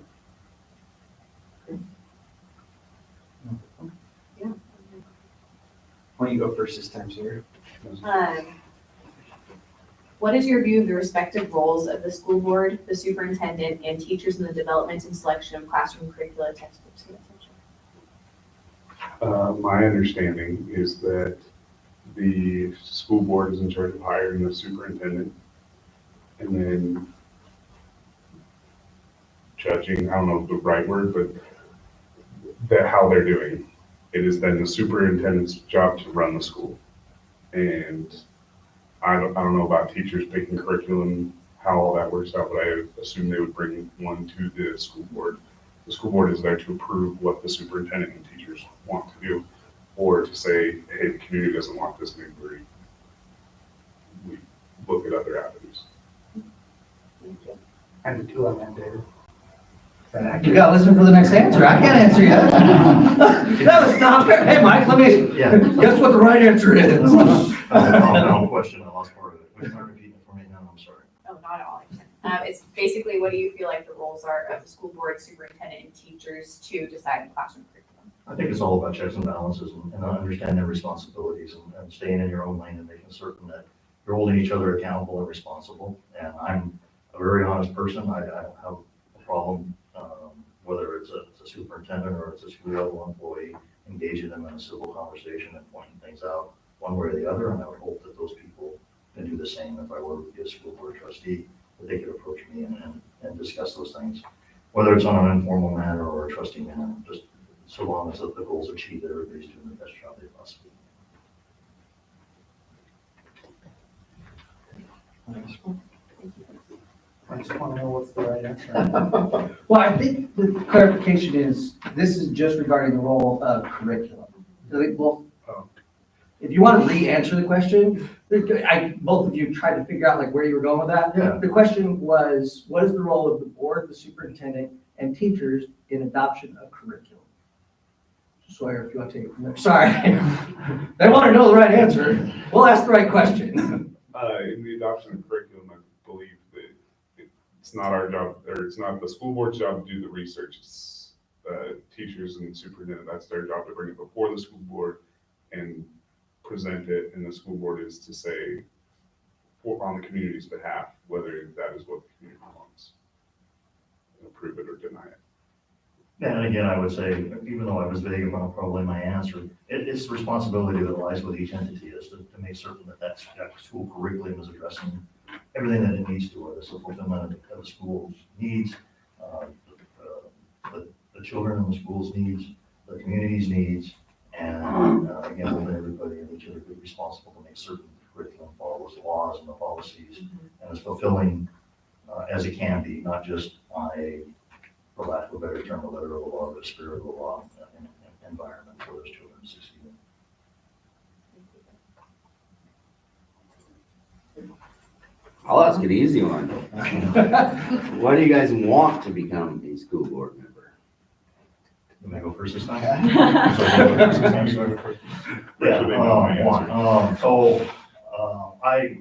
My wife and I, Carol, bought here 8 years ago. We've been here full time over 5 years when I retired. And I wanted to get a lay of the land and I wanted to give back somehow to the community and be a part of the community. And as I said earlier, I'm a strong proponent of our youth. I believe that it's an investment that every hour and every ounce of strength that we put towards being there for our youth and encouraging our youth and showing our youth the way is important. You all don't know me very well. I come from a law enforcement background. I have 36 years on the very large Metropolitan Police Department. I retired at the rank of an executive.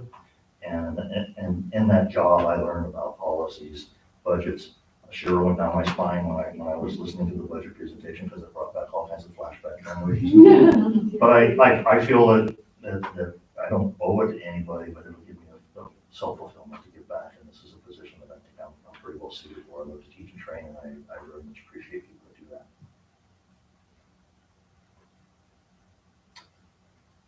That's Sawyer. You can ask your, okay. This is my 4th time answering this question.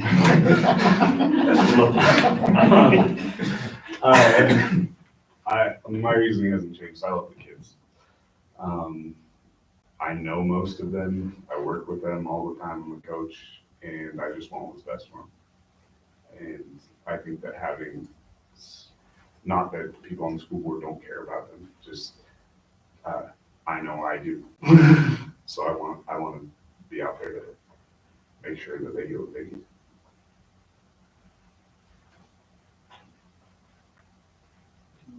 Still good, sorry. All right, yeah, well, I got a big question, it's not on here, but I want to ask, this one's for you first. How have you been involved with your own and their education? You mentioned that. And so I just I mainly want to know it, for both of you, but how are you involved with your own kids with their education?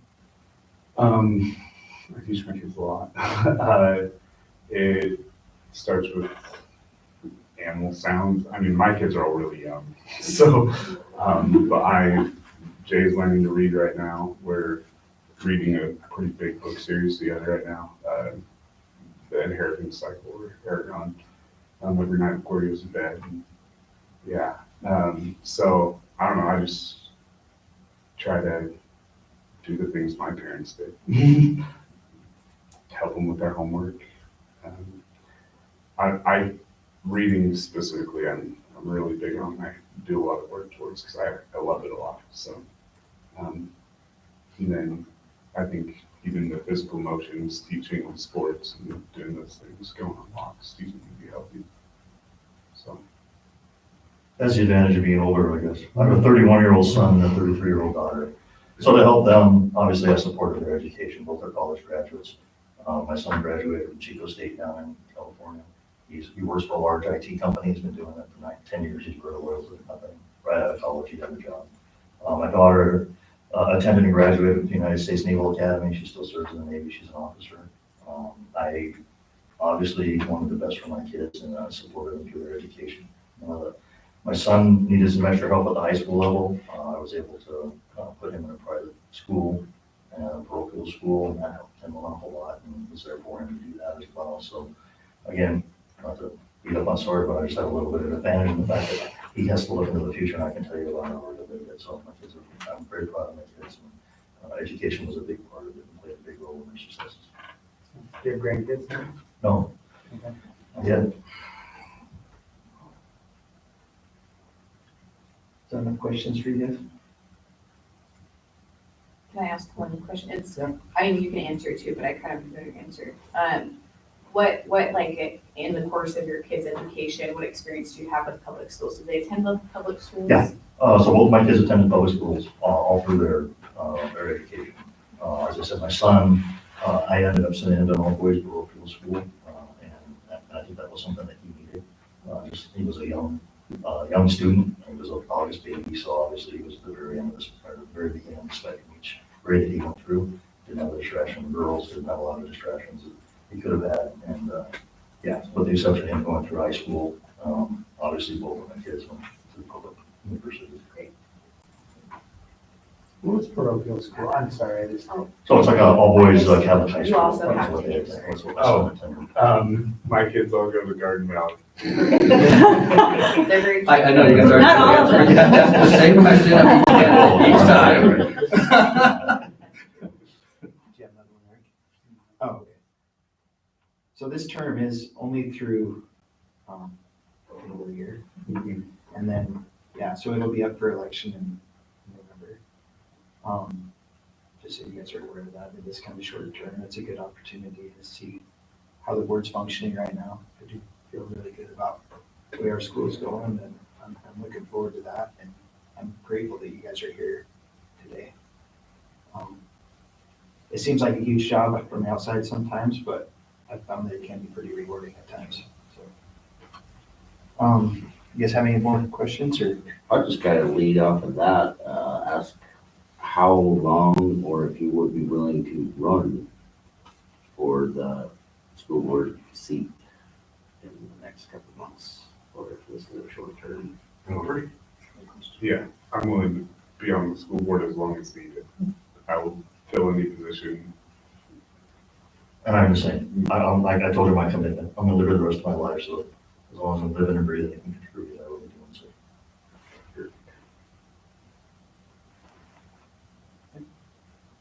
Now what do we do? Now we think we discuss the answers to the questions. You gotta Yeah. discuss the candidates. If you're ready to make an appointment, you can decide who you'd like to present. So we just. And all of it's an open session. Okay. I didn't get experience this one. Eric ran. I didn't run. I just I was the only one on the thing. And when Sawyer did it last time, he was also the only, so I've never seen two. I'm glad Sawyer's here. Yeah. Let you guys make a decision. So, Yeah, sure. I know Sawyer better. He worked on my house recently. Our kids play together, so I've seen him coach. I got to work with him with the school board. Not for long. How many months was that? 6 months, and he moved out of it. That's why he's not anymore.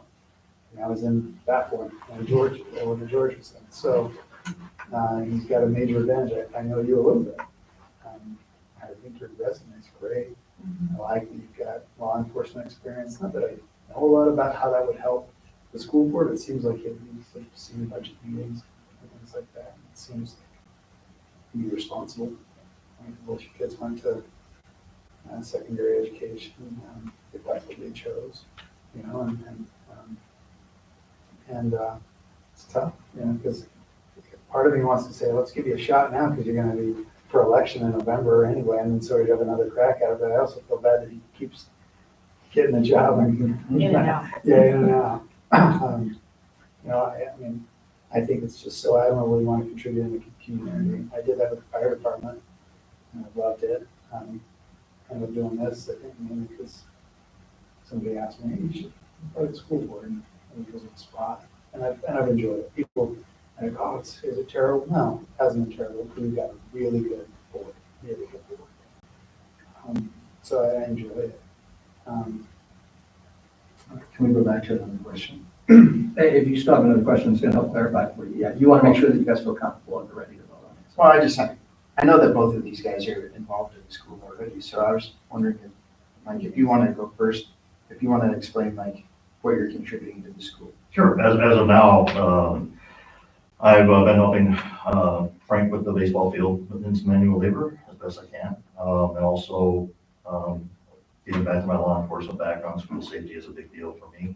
I helped with the teachers and the armed staff here with training and putting on exercises and taking them out and putting them through some pretty good, what I think are drills. I have a tactical background as well. So that has been the way that I've been able to give back to the school. You know, I admittedly have a lot to learn still. I mean, like I said, I've been here full-time 5 years, but I'm excited to learn. And, you know, another thing about law enforcement experience is I'll be a good partner to the board. I told you already, I'm an honest guy. I'll tell you how I feel. I'll be able to articulate and justify any decision that you will call upon me to make without any difficulties whatsoever. I'm used to doing it. I'd like to do a follow-up question. Sure. To both of you. So you're, You know, let's I- let Sawyer answer first. Okay, go ahead. Yeah. So I'm a varsity football coach. I'm an assistant. I coach the running backs and linebackers, and I've loved it. This is my 4th season. Wow. And I just this year started the Optimist football program back up for the youth so that we can play people that aren't ourselves in elementary school. That's kind of what I've done around the school. Yeah, I've been here 5 years, helped with that. How many, we have 240 students, how many do we have? You're right. How many do you think you know? It's a small number, honestly, maybe 20. And then the way that I know them primarily is obviously I don't have kids that are the age who go to school here, but it's the parents that I know, or the kids that are in the neighborhood that I live in. I like them all. I get along with very well with the kids. I don't think I can put a number on it. I probably recognize all of them and know most of them. I think I don't know, I spend a lot of time here. So at all levels I've coached too, so I could not possibly put a number to it. Half? Yeah, I probably know half pretty well. And you've been here 4 years. I've lived here Yeah, how long have you lived here? since 2021, yeah, 4 years.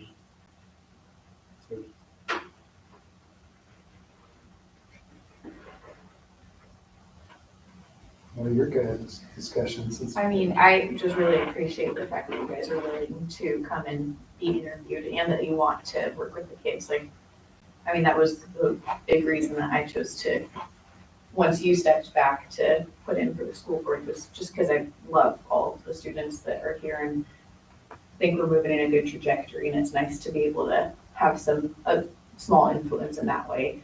And I just hope that whichever way it ends up going, that you guys, that whoever isn't chosen continues to apply as we randomly have, times where it opens up to all zones. So I just want to express appreciation that you both are here.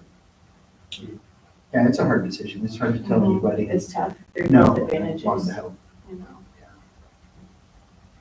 So I'll just throw it out there, which direction I'm thinking. I actually really value bringing people onto the board that offer something a little bit different. I think when Hannah came on the board, having the teaching background and the experience doing that, that was a huge contribution. And so for me, what Mike offers with the security part and a little bit different perspective is important to me. So I would lean that way, even though I worked with Sawyer on the board before and I thought he did a great job. And I hope that, I guess the other part too is it would give Mike a chance to a trial period before the election came up, because it is a short duration. And so then you guys could both run and let the public decide.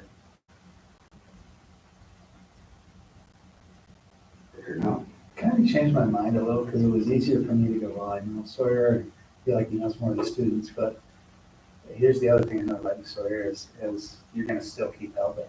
You're still gonna be involved, you're still gonna be contributing, because you really do care. And so, I think different perspective is good. And it's a nice timeline, so, if we choose Mike and fantastic, maybe Sawyer doesn't even run. If he feels like, hey, things are working well, it's good. He's still helping other things, great. And if he feels like, wow, it's diverted away from the direction I wanted to go, then he throws his name out there and then really gets to be elected instead of us choosing, which usually is going to happen, unfortunately, in this district. So. I think that's a really great analysis, and I just have one more question for you guys. Are you aware that school board trustees cannot be paid for any duty or role in the district? All participation is volunteer. Very aware. I thought. I'm aware, I have volunteered. Perfect, thank you. That's my last question, I promise. Any more discussion? Hannah, you have anything? I think what you guys said makes good sense. I really, yeah. I agree completely. Everybody's done. I'd like to make a motion. Okay. I will make a motion to appoint Mike Thatcher to Zone 1. Second. We have a motion and a second. All in favor? Aye. Aye. Aye. Aye. Thank you. Yeah. Can I just say something? To his point, I hope that I do a good enough job. With having, how many children do you have? Five children, and all that you do already, I hope that you think that I do a good enough job, that you trust me. Works out well for you. Is Jay 6? He's 6 right now. Busy. Yep, busy time one. I hope so. Appreciate it. Nice meeting you. Nice to meet you. Right. Item 7B is old business, the superintendent evaluation. We don't have Ms. Spafford here. I don't know if you guys want to table that or we had some discussion about it. We should do it over here, shouldn't we? My understanding is that it was handled in executive session and that it just needed to be approved because the new contract starts July 1st. That makes sense. It had already been taken care of. I wasn't in executive session, so you guys would know that, but just that it had been taken care of and it just needs to be officially approved. I'll make a motion to approve the superintendent evaluation. That will second. Have a motion and a second. All in favor? Aye. Aye. Aye.